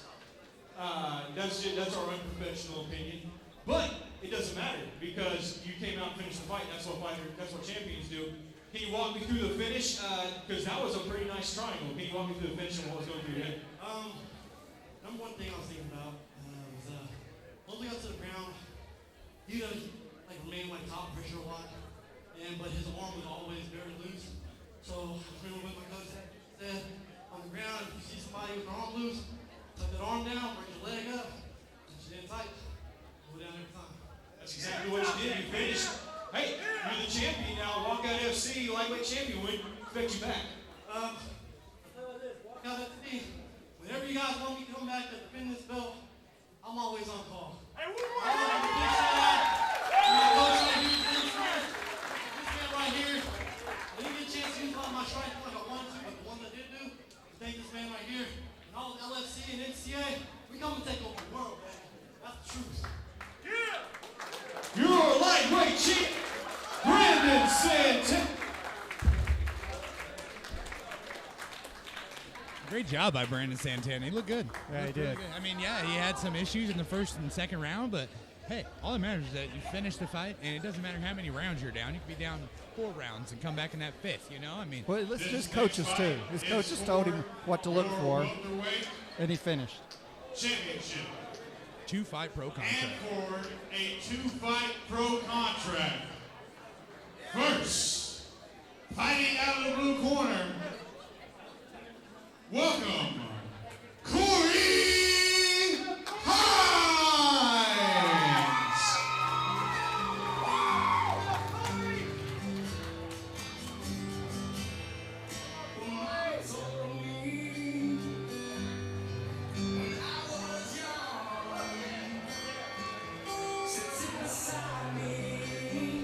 What do you think, Will? I mean, you got the welterweight championship. What do you think about Corey Hines versus CJ Randall? I am super excited for this fight. This fight is going to be, I think, really good. Randall, like we said earlier, he is a legitimate fighter. Hines, though, he's a strong kid. So He's strong. You know, the thing about this fight is, the key to this fight is staying out of the guard of CJ Randall, because we've seen CJ Randall before. He's great at submission. not only that, but he's got some great kickboxing too. Some of his kicks are some of the hardest kicks I've seen thrown by an amateur. So, man, I'm really excited to see what happens here in this fight. Corey Hines fights out of Carthage, Missouri, Proving Grounds Gym, and there are a lot of good wrestlers out of there. Seth Golay, you know, he used to be the champion of several different promotions, Blackout championships, and yeah, man, there's a lot of solid guys out of this. Corey, though, man, he broke his back a year ago. Broke his back, his ribs, punctured a lung, and here he is in the cage on a 3-fight winning streak right now. Yeah, and he came back last fight at And WFC 7 now and for did a his big opponent. knockout. Welcome to the cage, fighting out of the red corner, CJ Randall.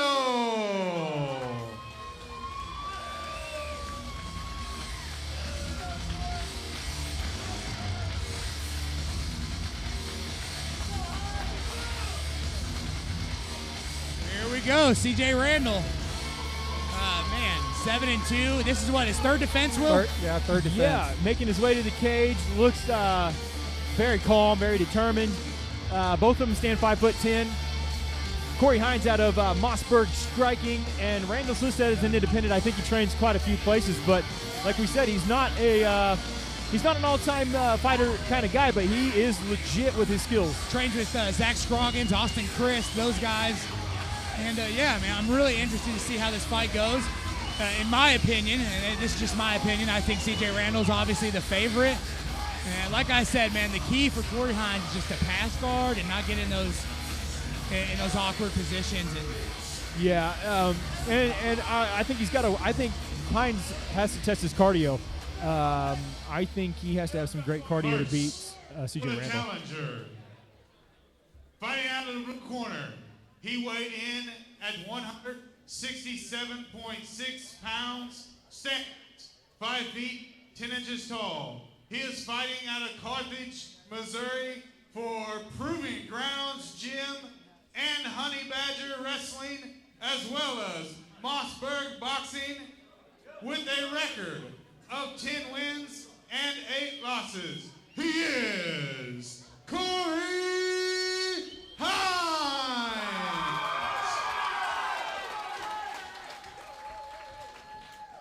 And now, for the champion, he weighed in at 170 pounds. He stands 5 feet, 10 inches tall, and has a record of 7 wins, 2 losses. He is fighting out of Gardner, Kansas, and is an independent fighter. And your WFC welterweight champion, he is CJ Randall. Oh man, 2-fight pro contract, man. This is big, man. Yeah, this really. is the real deal here. Here we go. These guys know it too. Both look ready. Corey Hines asked for this fight, man, and he got He a said tough he fight. wanted to fight the best. And he got it. I Because think so. Randall was going to sign pro, and then he decided to do one more. Here we go. I'm excited for Here this we fight. go. I think this is going to be a good fight. Sign-on bonus and a 2-fight pro contract, as well as the welterweight championship right here. There we go in round number 1. Oh, Got rocked right off the bat. wow. He's right in my face. Corey's still driving. Got And the Hines takedown, gets a and he's in takedown. side control. Nice. Now he doesn't Nice. want, and Randall regains guard right away. Yeah, and we weren't sleeping on Hines' ability to wrestle for sure. We knew that Hines was going to Absolutely come not. in. He needs to stay heavy right here. He needs Right. to stay heavy. Just be smart. Be smart. The corner's over here with a little high school megaphone that you see at like He's football done that. games. He's done DJ Randall. He's really smart. He's done it for years. He's really smart. He's directing at his that. voice straight to his fighter's ear. And CJ Randall gets a guard though. And guards where he finished his last fight, so he's not really in danger here, like some fighters. He landed a nasty armbar on Charlie Walls, a very good fighter in his own right. Got the head kick first. And Ooh. the head kick rocked him, landed the armbar after the takedown. So. And right off the bat, CJ Randall rocked Corey Hines, but Corey, he got on top. Thing is he just has to pass and not get caught in one of these submissions. And like I said earlier, cardio is definitely going to be a decider in this fight, I think, if it goes more than a couple rounds, because these guys are strong guys. Strong. So when you use that muscle, you burn that energy. Corey fighting smart right now, though. He's not throwing big punches.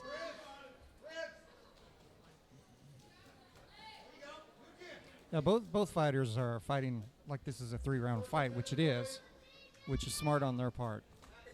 Now there's a body shot there that we could hear pretty easy here at cage side. Yeah. Yeah, and Hines knows he's got the better position as far as points go. So, I mean, there's no incentive for him to do anything crazy, and Randall looks like he's just waiting for an opportunity. Yeah, we asked Corey Hines what his goal is in this sport, and he said, always continue to improve and better myself. And I like that about him, Oh, and there he goes for the armbar. And Hines pulls his arm out.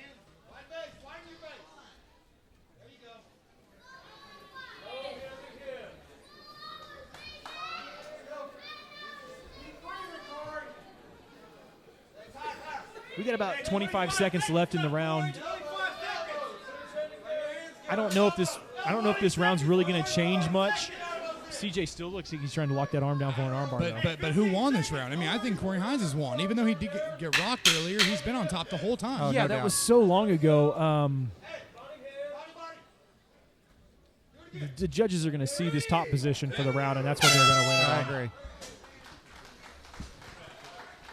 Corey, he doesn't really look all that tired. He's intense though. He's yeah, an intense he's dude. intense. He looks a little disappointed he maybe didn't do more, but And then in the corner of CJ Randall, you got UFC veteran Jason High. Jason High has fought all over the world. He's a great fighter from Kansas City, out of American Top Team Kansas City. Owns that gym, and there's a couple of UFC vets. Curtis Stout was the corner of Josh Passwater earlier. Well, and then in the corner of Corey Hines, we have another solid veteran, Rudy Lindsay. Rudy Lindsay, he's fought everywhere. That guy's fought everyone. So I was probably in high school and watched him fight in Oklahoma. I mean, versus Tim Boach, who UFC vet. But yeah, I mean, Jason High, having a guy like that in your corner, it's always great. And that's what's neat about this this night of fights, and what we're trying to do here is you see the kind of people that are around the events. You look at EFC, David the Caveman Rickles runs that. Caveman! You know, there's a lot of promotions around here. There's a lot of talent around here. Absolutely. That's what's neat to see is these promotions bringing fighters to the top level. All right, guys, round 2 here. What's our champion need to do? Champion needs to do what he did at the beginning of that last round, and oh wow, there goes the ref. The ref. And Corey Hines needs to do this. Do exactly what he's been doing. Play it smart. Yes, side control, and that's what he drilled before this fight, is not staying in that guard. But look at C.J. Randall's guard. He has a great guard game.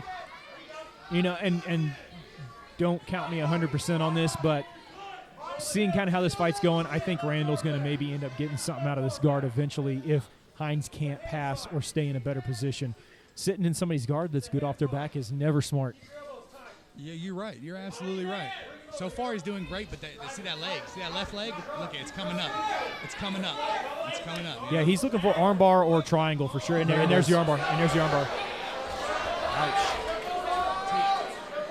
He's got his arm turned and he's walking over, which is what he needs to do. Randall's holding on to it, but he's going to get bad position here if he doesn't finish this. Okay, now we're in the human pretzel position. He's out of that. He's out of it and back on top, man. That was awesome. You know, nice armbar attempt by Randall, though. Oh, yeah, that was sure. a really nice attempt. For sure. I honestly thought it was very deep, a belly down arm bars, man. Woo. But better defense. And Corey Hines, man, that was great. He got out of that, and those are some solid shots. Yeah, that's the solid. He hit so hard. We've watched him knock somebody out from the guard.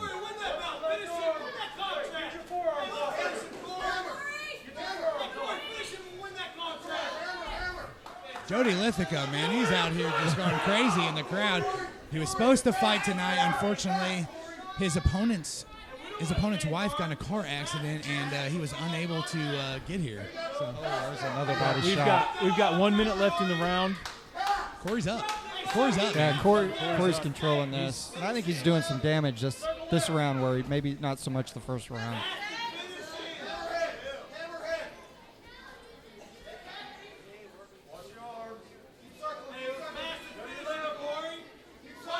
We've got about 30 seconds left here in the second round. Yeah, a lot of control by Hines. Randall's going to have to finish this fight in the third if he's going to take this. Now, this is not too much different than our last fight, right? Yeah, we're in the exact same position, except for the challenger, we believe, is ahead 2 rounds to none. As you can see, Santana didn't really agree with our scoring, so maybe we're not that close. It doesn't matter when you finish the fight. Yeah, it's correct. Wow, Hines finishes with a flurry. Yeah, Hines should own that round pretty easy, in my opinion. He's got to keep doing that too. I mean, his position is what's winning him this fight. He has to be careful with his submission defense. Absolutely. That is the only spot I think that he's in trouble, because so far the takedowns have been on. So I agree 100% with you. And Corey knew that going into this fight. He knew already that he had to stay out of the guard, and if he was in the guard, he needed to keep his elbows close, and he needed to play it smart. And he's done that so far, I think. CJ's third title defense on the line here as we get close to round number 3.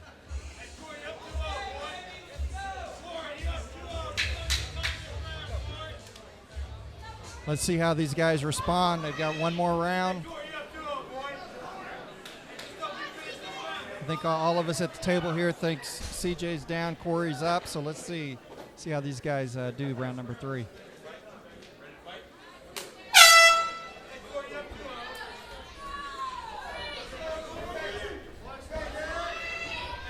Corey's walking Randall down, and I just Randall missed. hits him with the shin as he drops in. He missed the knee. He's already getting that leg.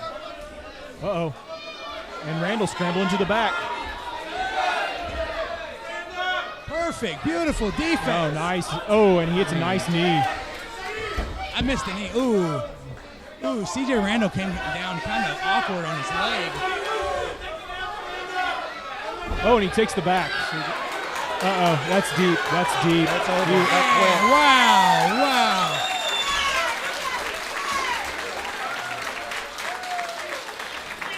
C.J. Randall gets the job done. And Corey is asleep. Ooh, yep. That was a quick choke. Wow. Wow. As you mentioned, his submission game is exactly Yeah. what got him the victory. That's kind of what I saw from the position. Hines fought a great fight. You want to talk about winning the entire fight. But that's the explosiveness of C.J. Randall. It wasn't his on night, but he still got the fight. Sorry, I was being quiet because Corey was right in front of us. You were talking sweetly to him. It was nice. Trying to wake him up. What a great fight, though, man. These guys tonight have nothing to hang their head on at all. At all. No, Corey had both rounds, in my opinion, and just like the last fight. Hey, but that's CJ experience. Yeah, That's exactly. experience. That's honestly experience. Being the champion, having fought those pressure fights before, Randall's fought some top opponents. And you know what? Corey Hines didn't look too far off from being the top guy. And honestly, I believe he's still a top contender after showing like that. Oh, absolutely. How could you not be? I mean, wrestling is going to be tough for a lot of people to deal with. How could you not be? C.J. Randall, losing to him is not that huge of a deal. It's not. And Corey Hines fought freaking awesome that whole fight. And Walkout has a new professional fighter. That is correct. We're going to sign that deal.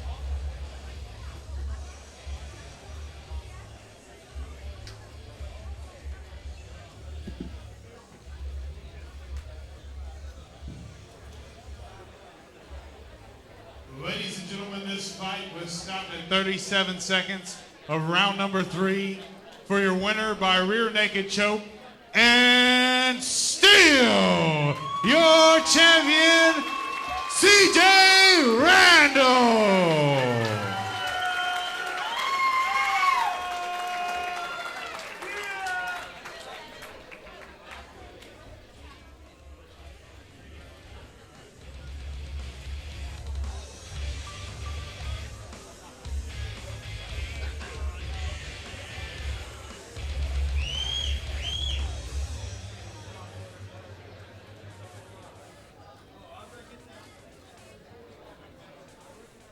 CJ, you got a lot of stuff in your hands.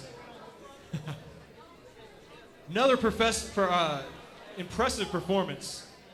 Really nice comeback kind of win, because what you think about that wrestling? It seemed to be throw you off your game just a little bit. Honestly, I feel like I'm a better wrestler. I ain't been training my wrestling, and I didn't really want to get tired wrestling. I wanted to bang. So, I could stay on bottom, be safe. He's really strong, he's heavy. Hard to get up. I didn't feel like wasting energy scrambling. I was like, whatever, I know I can do this standard, so I'll wait the round out, I'll get up, and I'll take care of it. That's what I did. Yeah, you had a nasty armbar in. You lost that in the second round. Then in the third round, you took his back. Kind of walk me through the finish and what you were thinking and if you knew you had it. I'm not real sure what had happened there, but I believe the knee pretty much ruined him because he really didn't react to the rear naked. And I'm sure he knows the move, so I'm thinking he was just kind of done with that knee, and I had time to take advantage. He didn't fight it at all. All right, well, we're going to sign a 2-fight deal. What do you think about taking that next step into the professional realm, and when do you think you'll do it? It's time. It's been time, I guess. I don't know. I heard I had a challenger. He looked like a tough dude. And I respect him, so I said, all right, let's do this amateur fight. And yeah, I've really been looking to go pro, so I'm excited about that. All right, our newest professional fighter, former, welterweight champion, newest professional fighter on the Walkout FC roster, C.J. Randall.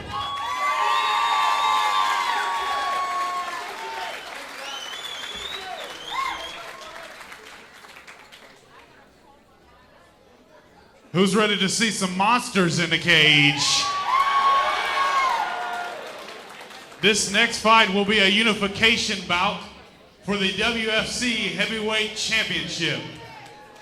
Ladies and gentlemen, first, fighting out of the blue corner, he is your interim champ, Billy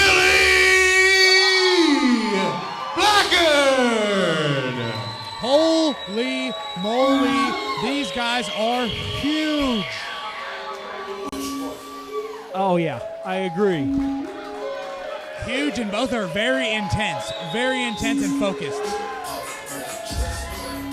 Billy Blackard is also the Muay Thai, or the combat Muay Thai heavyweight champion. He currently holds a 3-0 record in Muay Thai and kickboxing. Yeah, Billy Blackard, he's got a lot of experience, like you said, in Muay Thai. He's only 2-1 as a amateur mixed martial artist, but he lost his first bout, learned a lot from that on cardio, and came back to really do some damage in his next two. He is a massive guy. He cuts from about 300 pounds to make heavyweight. So, you know, he's 6'3" and a legit big man. Yeah, when he walks in the cage, you'll be able to tell. And when we ask him what he does in his spare time when he's not training, he said working and eating. And yeah, we require a lot of eating to have that body that's stepping into the cage right now. He is an amateur fighter, but a professional eater. Look at that guy. Jeez. And now for his opponent and your champ, welcome to the cage, fighting out of the red corner, O'Shea Johnson.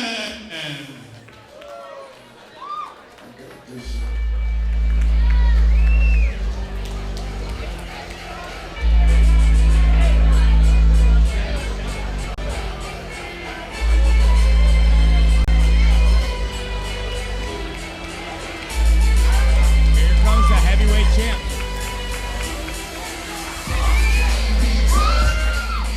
Yeah, O'Shea fights out of Malvern MMA. You've got Billy Blackard fighting out of Team Impact Martial Arts. Arkansas versus Oklahoma here. You got our heavyweight champion, O'Shea Johnson, fighting out of Arkansas. Billy Blackard fighting out of Oklahoma. And both these guys, other than here in the Walkout FC cage, they have titles. I mean, like I said about Billy, he has the Muay Thai heavyweight championship, and O'Shea Johnson is the Pyramid heavyweight champion in his home state of Arkansas. Yeah, I really don't know what to think. I think that Blackard's going to want to get this fight to the ground. I think O'Shea's going to want to stand and bang. It's another grappler versus striker situation here. But I've been wrong before tonight, and I will possibly be wrong again. Oh, and they ran by, not to touch gloves, but to stare deathly at each other. And they're doing it right now. He weighed in at 263 pounds and stands 6 feet 3 inches tall. He is fighting out of Claremore, Oklahoma for Team Impact. And he is your interim heavyweight champ. He is Billy El Chupacabra Blackard. That is an intense individual.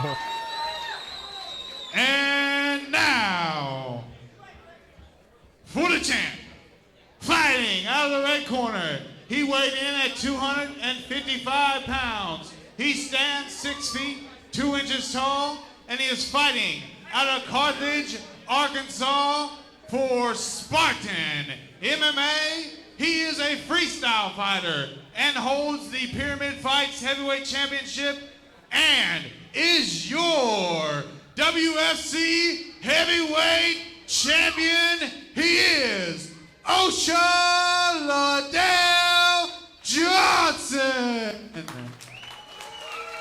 Oh my gosh. I thought I was a heavyweight, but these guys are heavyweight. You're little. You're a little guy.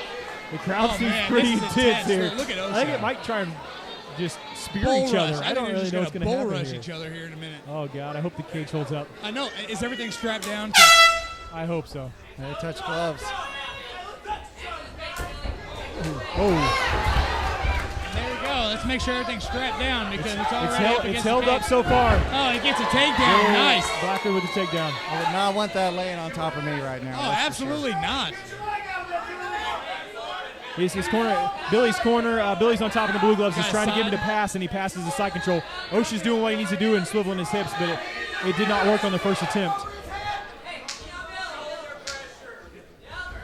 Man, and Blacker just listening to his corner. Oh no! And his arm is trapped too. His arm is trapped. His arm is trapped too. Oh, okay. He rolls out, but he's in mount. That's rough. That's a big guy to have on top of you. I mean, Osha's in trouble here, I think.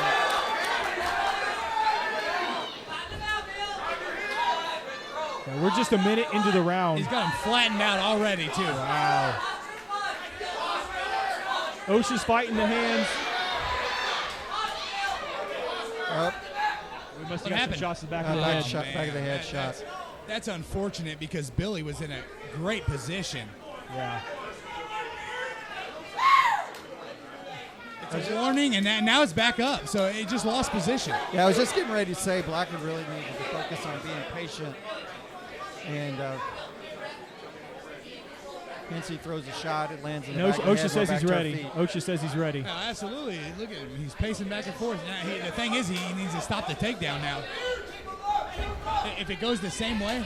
Oh, wow. Big leg kick. Leg kick, left straight. Osha hasn't got off a punch yet. Not really a technical shot, but he sure dives in there. That whole cage shook. Yeah. Whole cage. Oh, man. Well, he's a former defensive tackle at Oklahoma, was signed by the Cowboys and was injured and didn't get to play. He just bum rushed him like a D-tackle would. Also played semi-pro for Oklahoma Thunder. Not the basketball team. Ooh. And Osha stops the takedown. That was a Outside trip to mount. Oh, big shot, big I can shot. feel it. I'm standing. I'm Osha's standing dazed. Osha's giving up his back again. Yeah. He looks like he's going to scoop for an armbar. Looked like he's positioned his hips. Osha's talking trash to him. He said, "Work, Billy. Do something. Do something. Work." Billy's doing what he's supposed to do. He's going to sink in a rear naked if Osha doesn't fight the wrist. Billy's right in his corner listening to his corner man. And Billy's done a really good job of listening to his corners. I mean, he's actually like... Osha said, I'm good. I'm good. Yeah. Giving up a thumbs up. I'm good. Osha's sitting to his hip. This is what he needs to do. He needs to put his back on the cage and try and escape here. Shots to the body, and those are some hard shots to the body. Osha's smiling, talking to He's talking Billy's to Billy's corner. The thing is that he needs to get out of this position. Yeah, he can talk and he can do all that, and that's entertaining. But he needs to desperately get out of this position. And his neck is exposed. 10 seconds. 10 seconds. Oh, there's some heavy shots. What's funny is these shots, you would think they would really be affecting Osha, but they're not. Osha is just taking them. Yeah, he popped up to his feet immediately after the end of that round. He has got to stay. Osha has got to stay away from that takedown. Let's hear it for our Wheat Girls, Lauren and Lacey.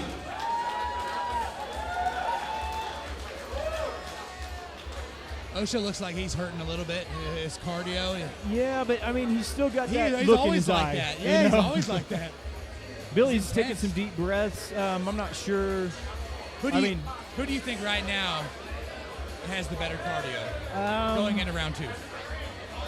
I know who has more muscle, and that zaps cardio. So, but hey, Osha had to carry Billy's weight the entire round. So it's just as bad. That does a lot of cardio damage in itself. So it's going to be who's smarter through this Osha fight. just let out a war cry. Oh man. I'm glad this is going to round two. I think Osha just likes to fight. This is round two, Will. Yeah, he likes being in the cage. I'm glad this is going to round two because if it didn't, I don't really think that we would get a fair shake on who's the real champion because so many of our heavyweight fights have been so fast. Ooh, and Osha, nice combo. I think Billy might be a little. His eyes are big right now. Oh, and he got caught coming in, too. Wow, blood sprayed everywhere on that. Wow, gets takedown. Oh, and Billy's got a nice cut on the bridge of the nose. I thought I saw blood, and yeah, he's cut. Oh wow! Oh, yeah, oh, that's a big old gash right over. It's the eyebrow. He needs to finish this fight. The doctor could stop this fight. That's a pretty bad cut. He's in a good position to finish it. That's for sure. Yeah, we're just a minute into the round, and man, he's gonna carry that weight. He's gonna carry that weight again, and if they were on their feet, I would see an issue with that blood bothering Billy, but. Man, Billy is his corner is yelling for him to crank that up and finish this rear naked choke. And once again, OSHA says, I'm He good. He said, do something, Billy. Do something, Billy. Come on, Billy. Behrens is right. Nick Behrens is right on top of the action, too.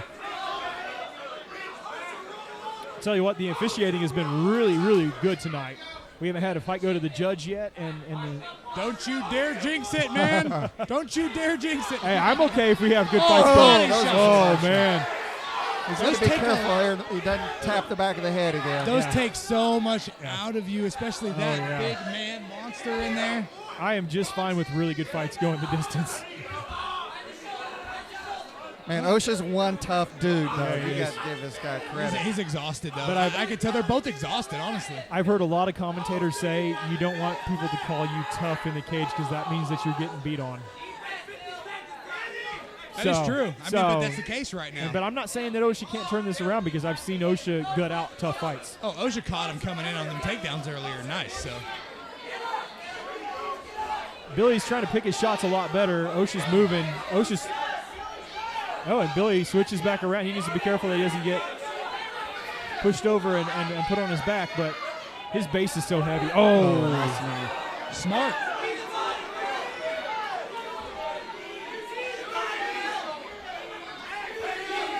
And they are so sweaty. Billy's slipping. He missed the knee. Oh, he still stayed on top. They are so sweaty. Billy is slipping everywhere. 10 seconds.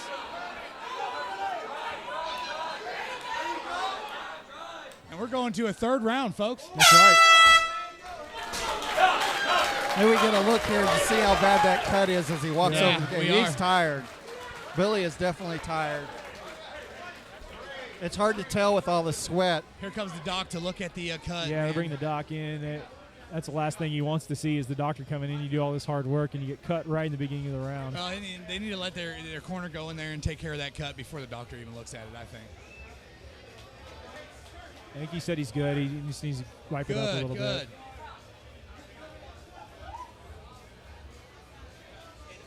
Billy's looking really tired. Yeah. He's done a lot of work. Both these guys. Holding Both OSHA these down. guys, man. OSHA looks just as tired. He looks intense still, though. He never loses that look of let's go, but yeah, it's definitely he's definitely taking some deep breaths now. The doc said we're good to go. Yes. That's what I'm talking great. about.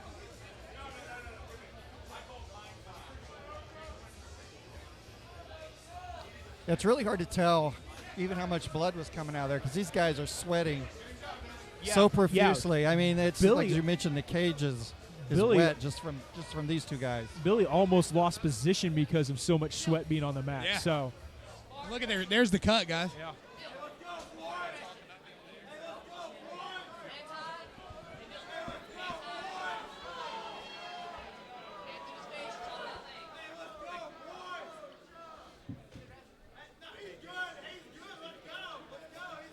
Referee Nick Behrens looking at the cut again.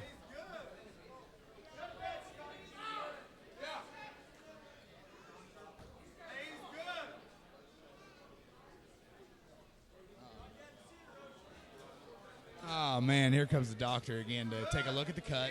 Doctor already said once it's fine. Yeah. Oh, he's just taking some stuff off. I think they got just a little too much Vaseline on there. I think the doc was cleaning up the Vaseline.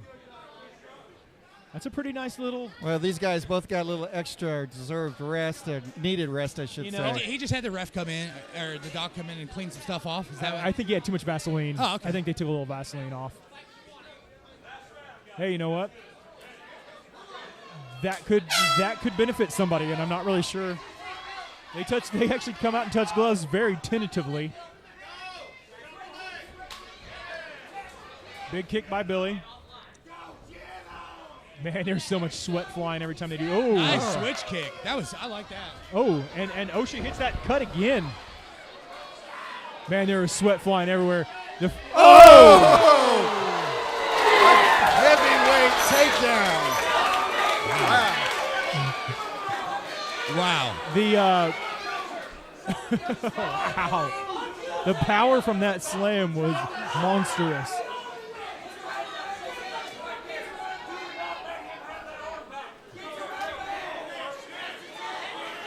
Honestly, I thought this fight was going to be over in the first round. I always think that about heavyweights, though. You know, they're big guys, and heavy-handed. We're seeing their cardio. It's kind of been a one-dimensional fight. Osha's thrown some good strikes, but Billy has ended up in these spots a lot after good strikes landed. See, I'm different. Billy went to full mount here. I personally like side control. But since there's not elbows in amateur MMA, I get it. And Osha's showed the ability to survive here before. I mean, I don't know if he wants to make a habit of it because this fight's slipping away.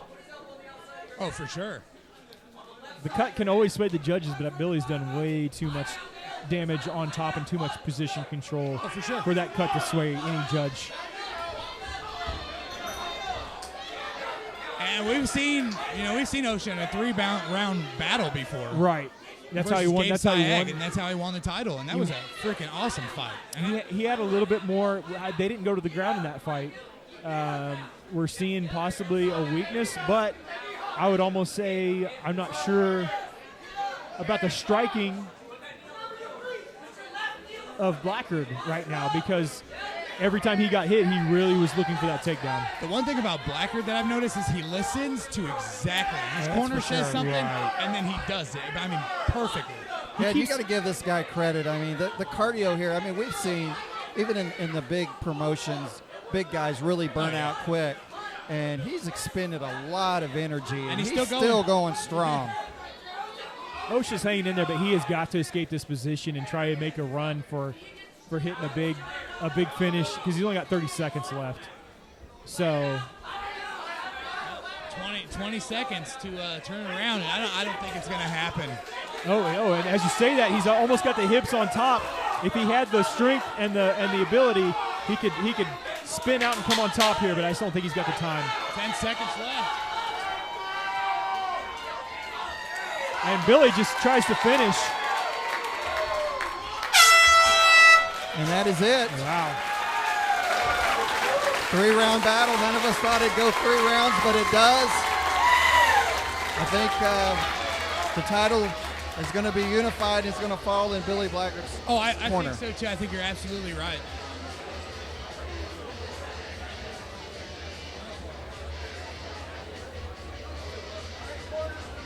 Shoo. Yeah, that's a nasty little cut. It's a nice looking little cut. They both look tired.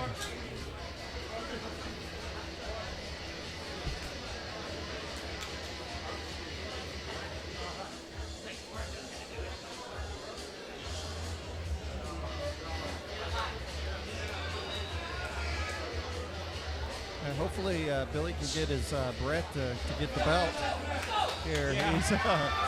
There he goes. He's recovering now.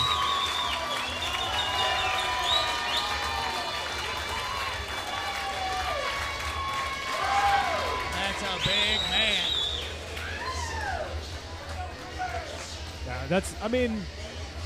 Yeah, these fights have been a little different than what we usually see at Walkout. There's been a lot of control. There's been a lot of takedowns. There's been a lot of cage grappling. And a lot of people say that's boring. Man, if you've never fought, that is the most intense and most tiring and most grueling part of fighting. ever. I didn't feel like that fight was boring at all. But I'm just saying, the regular person watching will say that, but man, if you go train one time and just let somebody push you in the cage that knows what they're doing, it's brutal. Let's go to the judges' scorecards. This fight goes to the judges' scorecards. First judge, Greg DeVilbus, scored the fight 26-30. Second judge, Mike Munoz, scores the fight 25-30. And the third judge, Marcio La Silva, scores the fight 24-30 for your winner by unanimous decision and new heavyweight champion, Billy Blacker.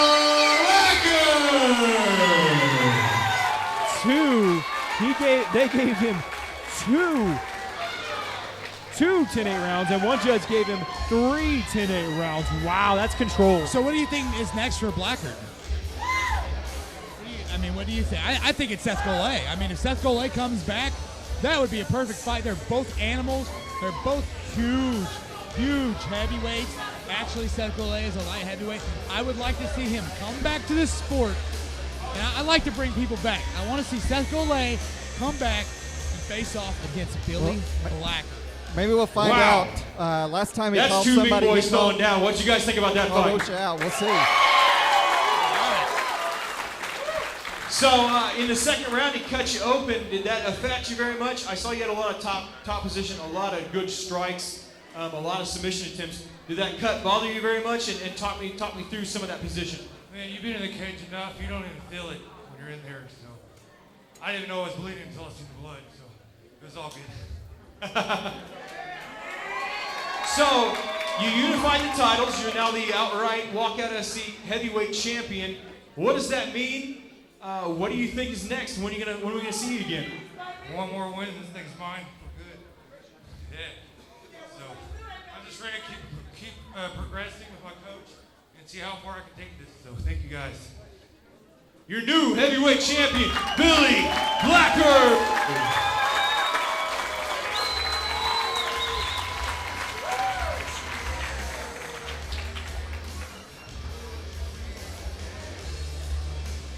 And once again, we're going to have after party at Stoney's Grub and Pub for all of our partiers.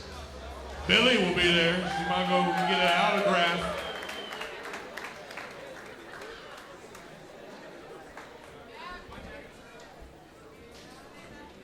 You guys ready for another title fight?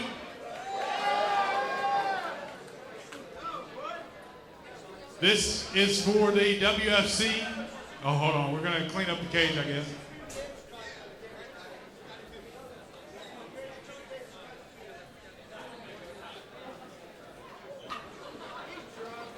Tyler was asleep.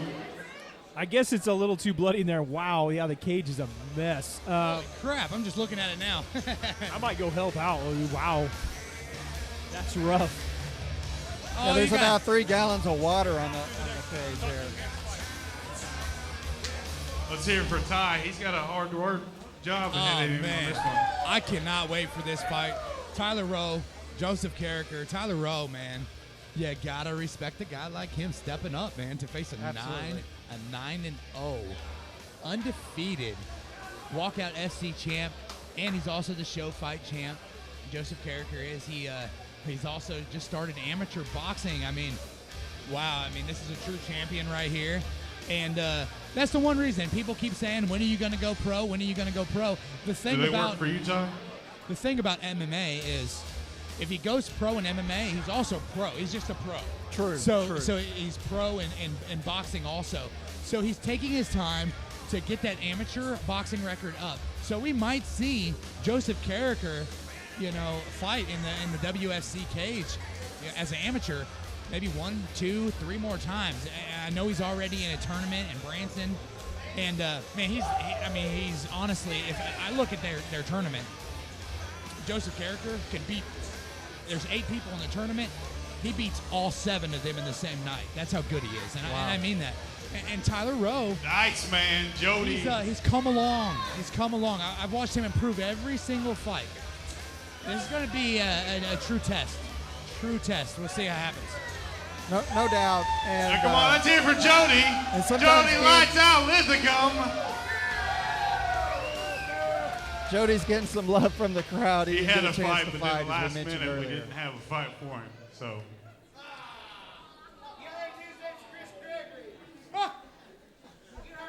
You guys ready? We got a middleweight championship fight coming. Fighting first, out of the blue corner, Tyler Rowe. Tyler Rowe, man, this is going to be a tough one for this kid. They call him, his nickname, Tyler the Kid Rowe. This kid has some balls, man. He has some balls. I'm just going to say it right now. This is going to be a tough one. Carricker has defended his title, I think, 3 times now. Yes, he successfully defended 3 times.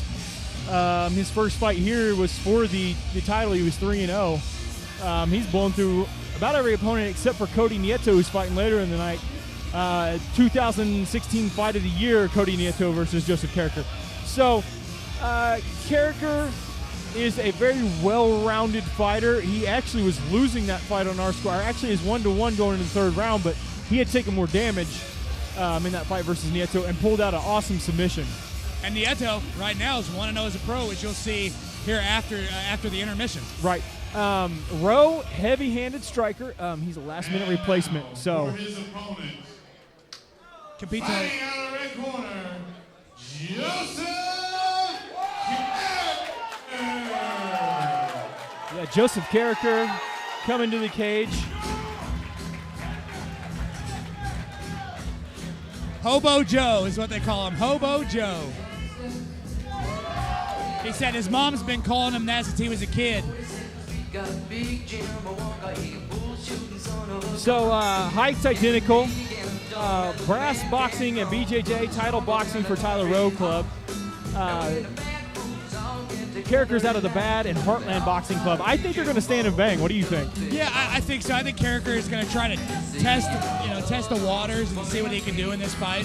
Carricker's actually fought 2 amateur boxing matches in the last few months. So he is taking that step to become a better striker. Yeah, we were actually talking about that's the reason why he hasn't went pro yet, is because he's still trying to perfect that amateur boxing.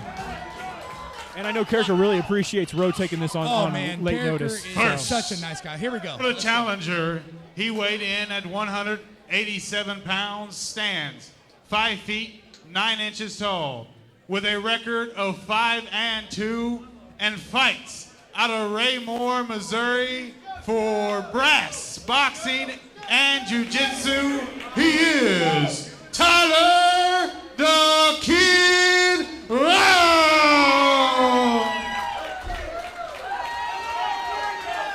And now he weighed in at 189 pounds and stands 5 feet 9 inches tall. He boasts an impressive record of 9 wins and 0 losses. He fights out of Pittsburgh, Kansas for Heartland Boxing and the Bad. He would like to wish everyone a happy Veterans Day, and he is your WFC middleweight champion, Joseph Hobo Joe Carricker. Joseph Carricker is a veteran of our military. Very proud to have him here. He always sports the American flag shorts. Special ops, baby. And let's go, Joe, is the chant from the crowd. They love their Carricker. Let's see if Rowe can spoil some of these guys tonight. I'm looking at the corners, man. Tyler Rowe has Kerry Allen. Oh, he caught him right off the bat. Carricker blitzes in. Rowe's trying to come out the back door, but there's an armbar right there. There's an armbar right there. A triangle. He's in the triangle. Oh, man, this could be quick. Tyler needs to power out of here. Tyler needs to power out of here. He's got the arm across now. He needs to just drive his head out and wow, Rowe taps. Joe trying to help the opponent out. Referee told him to go to his corner, but Man, much like we kind of expected it. This could happen, you know? Yeah, I thought maybe they'd fill each other out a little bit, but Carricker drives in, gets a big takedown, and sinks that triangle in immediately. Tyler very upset at himself, but you know what? Tyler has nothing to be ashamed of. He stepped up, and I guarantee you he'll be back in our cage again, guaranteed. Yeah, and he's going to come back definitely working that ground defense. Yeah, we're talking about a guy that was from heavyweight. He pushed himself to get down to, I think it was 188. We did a catch weight 190. 190, and he actually made 187 on a couple days' notice. So wow. And the reason why, let me just explain why it was a catch weight. Because he stepped up and he wasn't sure he'd be able to make the 185. And so we said, hey, let's do 190, or we could do the 205 title. And both were like, it doesn't matter, whatever. But they were so close to 185, it doesn't even matter. In 27 seconds in the very first round for your winner by triangle choke. And still your champion, Joseph Carricker. Look at the respect shown in that cage. I mean, that's what it's all about. I mean, people don't understand that, but that is what it's all about. Tyler's still upset, but yeah, he's going to learn from this. I mean, you learn from every fight, so. We're going to turn it over to Will the Thrill Levine, and he's going to get a little post-fight interview with the champ, Joseph Carricker. The interview will last longer than the fight. That's true. Unfortunately. And then after this, we're going to go to a short intermission and let's hear it! Do our last two pro fights. Joseph Carricker, defending yet again. You seem to be unstoppable. The microphone hates me.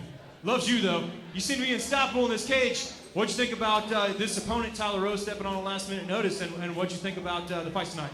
I think he has an extremely successful future, and, I think the world of it. He's amazing. And everybody, if this is the way that I celebrate Veterans Day. I just want to let you guys know, I hope that you guys, I just want to thank all the veterans out there, and I hope you guys have a great Veterans Day. And another thing, I just like to thank my coaches. I'd like to thank Dallas Cook, Tim Sargent, Jordan Brown, and Andrew Brown. His memory is a little jogged. And all my training partners that helped me get here today. Yeah, it means the world. Thank you. Well, when you make a finish like that, I'm sure you get a little excited, and it's kind of hard to remember that finish. Have you won by triangle before? Because you slapped that on, and you finished that pretty quick. Why don't you walk me through that? My first fight, the guy beat the crap out of me, and then I finished in this weird triangle thing. That's it. So yeah, I've been there before. So 10-0, what's your next plan? My next plan is to sign up for a few more fights at a certain place and win those fights. And then after that, in May 2018, I'm doing pro after Golden Gloves. I'd hope today to bring in boxing into the MMA cage to show people that I had hands. I wanted a submission, but anyway, I plan to go pro after 2018. Yeah, we'll be fighting at WFC. There we go, the top 185er in the whole region, Joseph Carricker. We thank you for your service. Everybody, Joseph Carricker.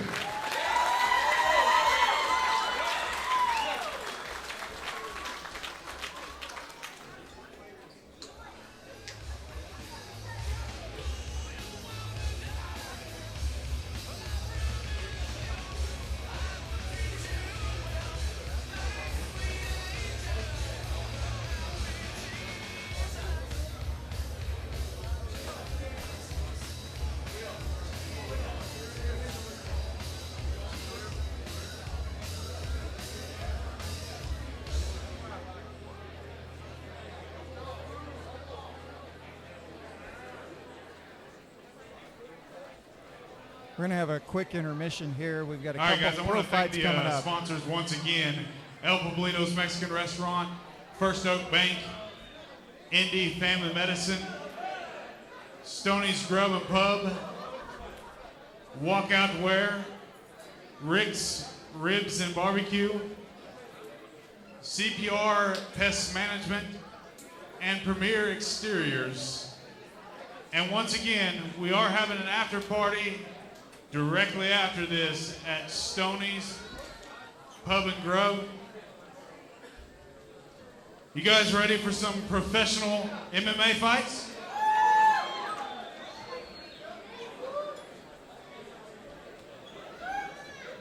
I know you can get louder than that for some professional MMA fights. Come on.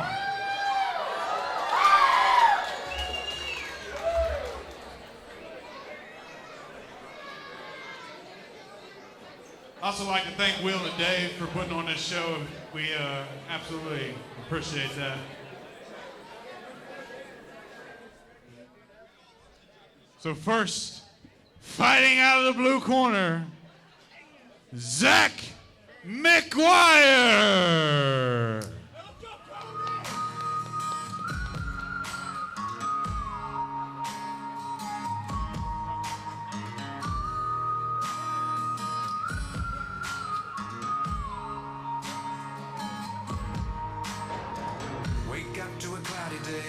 Zach McGuire versus Cody Nieto. Cody Nieto is 1-0 in the Walkout FC cage as a professional.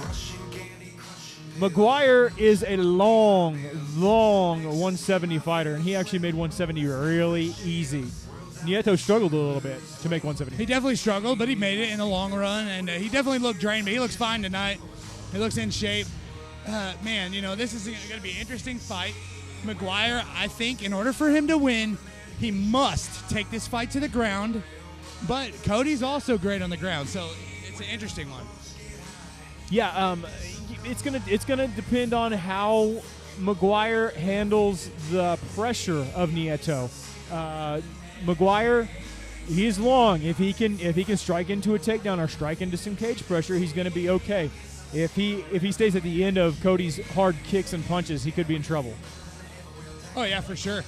I mean, we saw it in your fight against him. He goes for the legs. He almost had you in a deep knee bar. Knee bar, heel hook, toe hold, whatever. A little bit of everything. That was not fun, but luckily I weathered the storm, got out. But I'm telling you, that kind of pressure is hard to escape from, especially whenever that knee bar is locked in like it was. So if he gets to the ground, he has the ability to finish fights.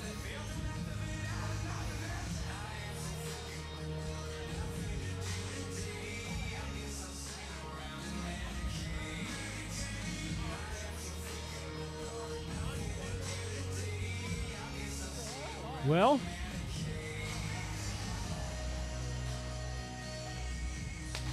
here we go.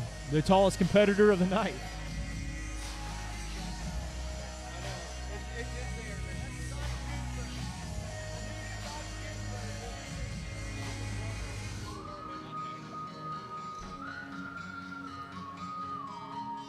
Must have got a little Vaseline in the eye.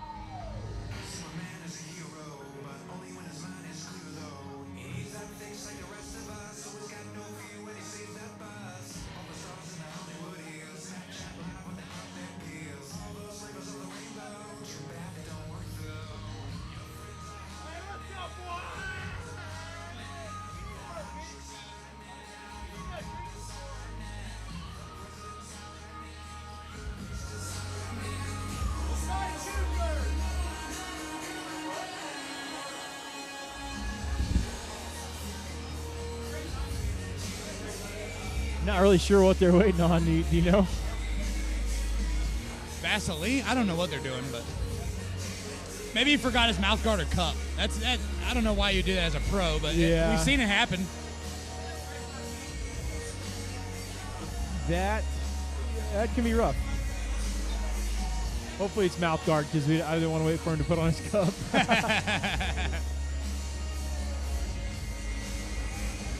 Look at Nick. Look at referee Nick Barron. He looks out the cage and he said, "What the hell is going on? Come on, guys. We're on Flow Combat here." Yeah, we're live. This kind of stuff happens when you're live. Hey, man, you know what? I love being a part of Flow Combat. I mean, we also have Dave Rickles right down the road in Wichita, Kansas, who's also on Flow Combat doing another big things. awesome promotion. So, I tell you, Kansas is doing some stuff. Oh, absolutely. Absolutely. You know, MMA's growing as a whole. We're trying to do our part.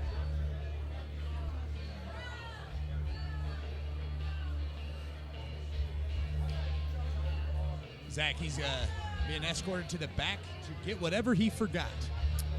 That's weird, but whatever. Yeah. Probably wasn't his mouthpiece. I'm guessing we got a cup issue.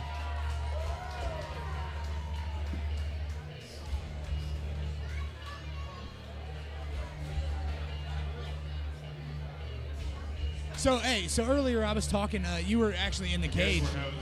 I was talking about who would be a good matchup for Billy Blackard. You know who I threw out there? I threw out Seth Golay. Oh, Seth my Golay, gosh. yes.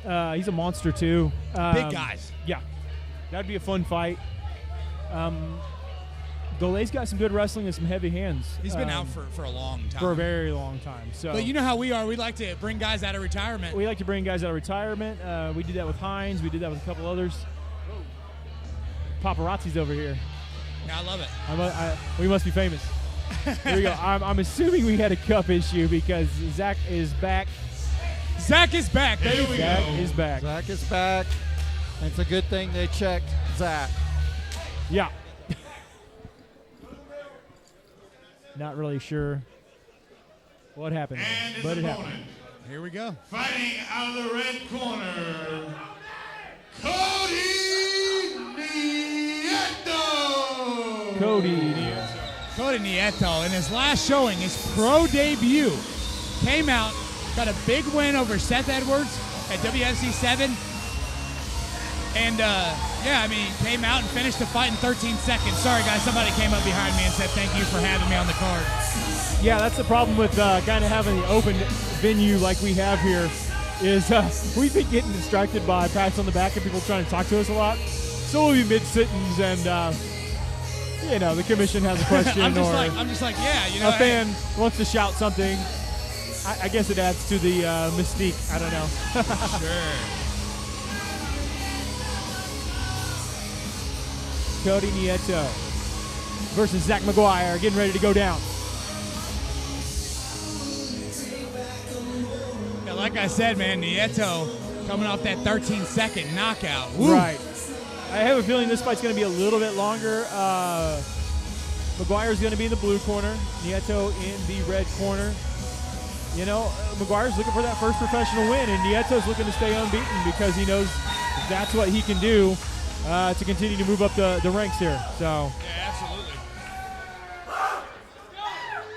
And first, fighting out of the blue corner, he weighed in at 169.2 pounds, stands 6 feet 3 inches tall. He has a professional record of 0-1. He fights out of Wichita, Kansas for La Silva MMA. He is Zach McGuire.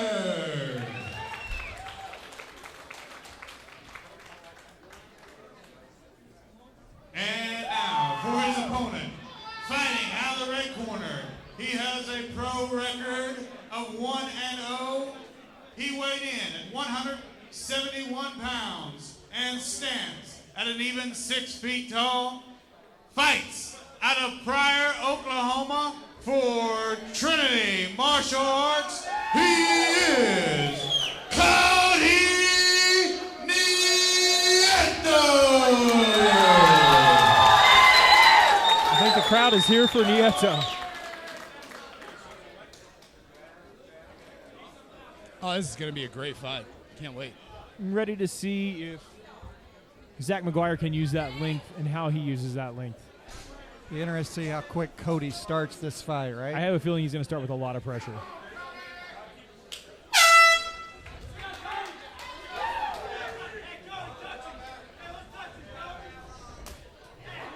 Cody already starting off with the leg kicks. McGuire throwing out that jab. Oh, already caught him with the overhand right also. Big right. And he's came in with the uppercut. Zach Cody does Nieto not want to stand there and swing. already. Nice takedown. Cody Nieto already, bringing the pressure. And he lets him back up. That's why we Let saw. Zach back up. That's what we saw him do in the character fight. Oh, here he goes. He's He goes rolling after for a knee leg. bar. Uh-oh. Nieto needs to move. That's what he had me in, and he can do that. Oh, Nieto defending smart. He's defending Defending his smart. leg. Oh, and there's an elbow.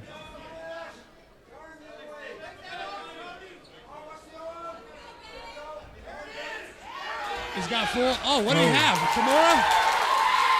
Americana, I missed it. Cody Nieto, 2-0 as a pro.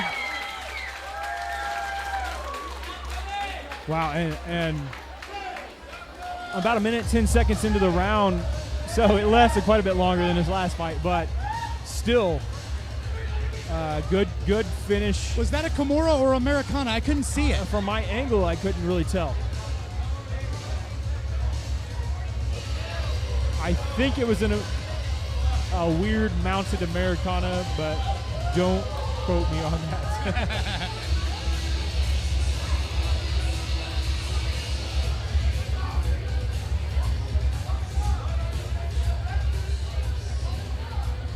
So Cody Nieto goes to 2-0.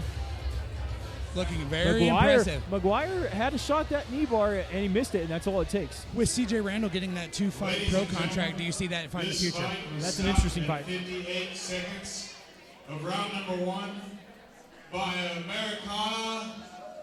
For your winner, Cody Nieto!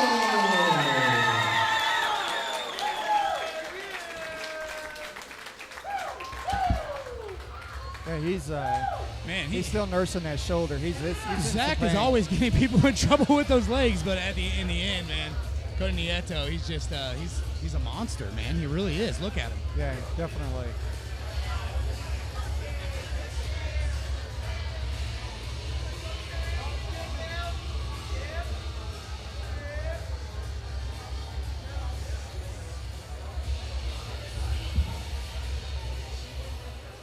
Another fight in the Walkout FC cage, another impressive win. This took you a lot longer. What happened this time? I didn't really train for 45 seconds, so I had to get it done in 30 for this. Hats off to him. Popped my knee about 4 or 5 times before I finally decided, hey, probably should move. But hats off to Zach. Appreciate you taking the fight. Hope y'all entertained. Oh, you're always entertained. That's not a problem. When are we going to see you fight again, or are we going to see you fight here again? Yes, you're absolutely. You guys are great promotion, guys. If you know people that aren't coming, that got excuses, guys. WFC is a great promotion. They're doing things doing great things for fighters around here. Fully support them, guys. Sometimes this is all some of these guys got to come out of trouble and keep their heads straight. Guys, support local MMA, guys. Hey, another win. Undefeated. Professional fighter Cody Nieto. Let's hear it for him.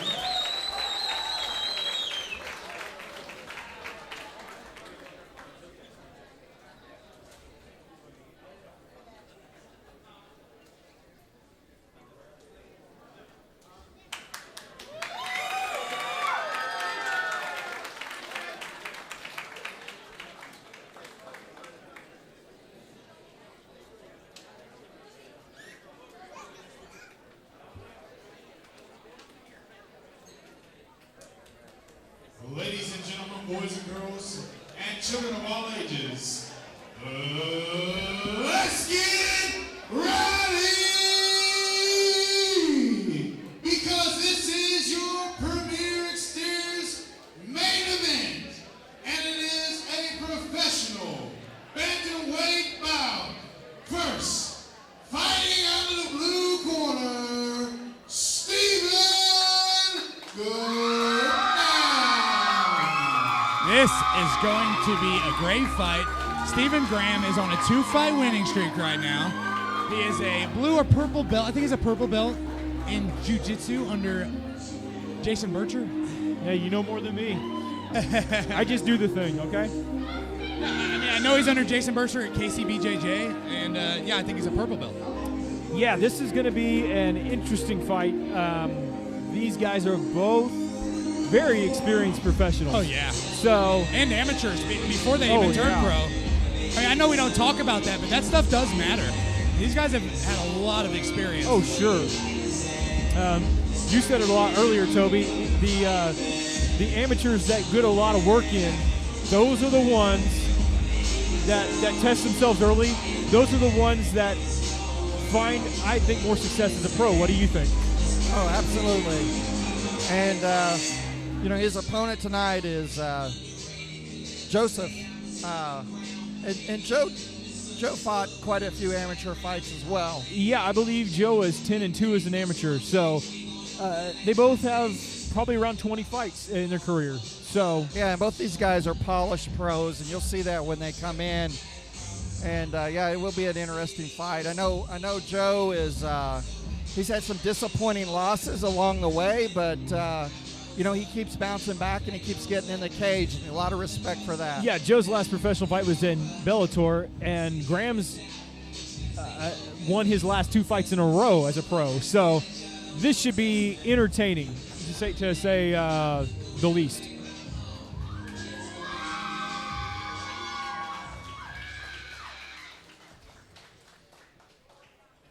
And now, for his opponent and hometown favorite, ladies and gentlemen, fighting out of the red corner, Joseph Folk! All right, Joe Folk fighting in front of his hometown. Joe Folk is a Bellator, Titan FC vet. I mean, he's fought everywhere. He's had over 20 fights altogether in his career.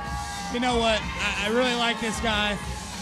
He's a great friend of mine, as well as Stephen Graham. So this is, always as a fan, I love to watch good fights, but it always sucks seeing one guy win and one guy lose, and that's just the game, man. It's the hurt business. This is going to be a fun fight to watch because, like you said, you like both the guys, but we like to put the fights together that are good and make sense, and this fight makes sense, and it's going to be a good fight, I think. And Folk is very strong from the top, but at the same time, Graham is very good off his back. So, man, I can't wait for this fight to just happen. Here we go. We're getting so close. Folk, the Hulk, Folk is getting ready to come in the cage right now. Yeah, and they look like both fighters remembered their cup. So that's a good thing as well. Yeah, that's going to make this a little bit more smooth, I believe. Sure. Stephen Graham, he trains out of American Top Team Kansas City with Jason High. There we go. And KCBJJ with Jason Berger. And Joseph Folk trains right here in Independence, Kansas at Outcast MMA. That's right. Should be an entertaining fight. Oh, absolutely. And first, fighting out of the blue corner with a pro record of 3-3, he weighed in at 135.2 pounds. He stands 5 feet 7 inches tall and is fighting out of Kansas City, Missouri for KC, BJJ, and ATT. KC, he is Stephen Golden Graham.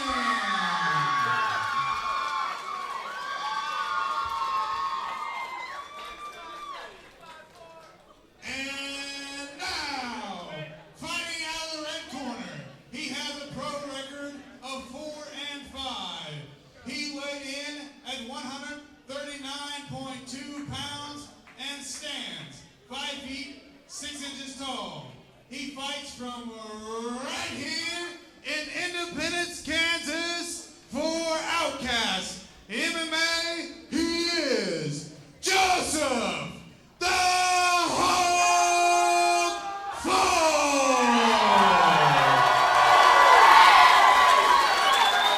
There's your hometown guy.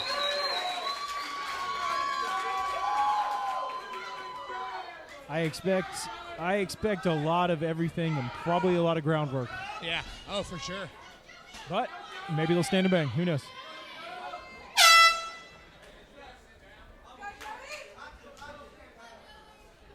These guys have done this for a long time. They start as all fights do on the feet. And Joe's pushes him in the cage. Looking for some control, looking for a single leg. Graham's trying to hook that head. Joe. Got to watch that. He's about to get a double here. He must have had a deep hook on the neck because Joe could have slammed him and he didn't. So that's a smart veteran move there. You don't slam if you're in a guillotine. Graham's peppering him with little hammer fists, circles. Joe's back to the cage. Nice knee to the head. Did you see that? Wow. It's a sneaky little knee, and he's going for a guillotine here. He's using the fence. He's using the fence. That's deep. That's deep. It's over. Joe's got his butt up. Wow, Joe, man. He taps. Wow, okay. Three-fight win streak for Stephen Graham. Wow. Folk are looking very upset, man. Yeah. That sucks. Silence the hometown crowd for sure.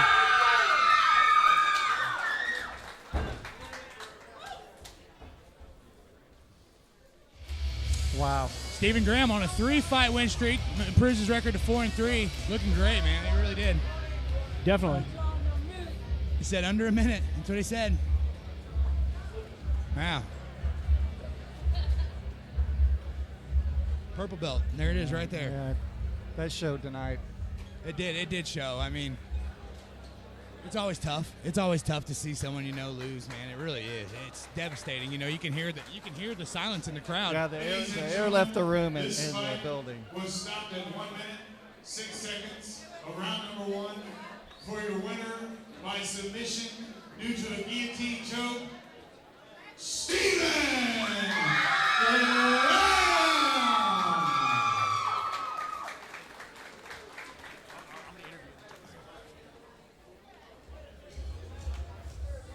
All right, we're going to get a post-fight interview with William Levine and Stephen Graham here. Golden Graham, man, wow.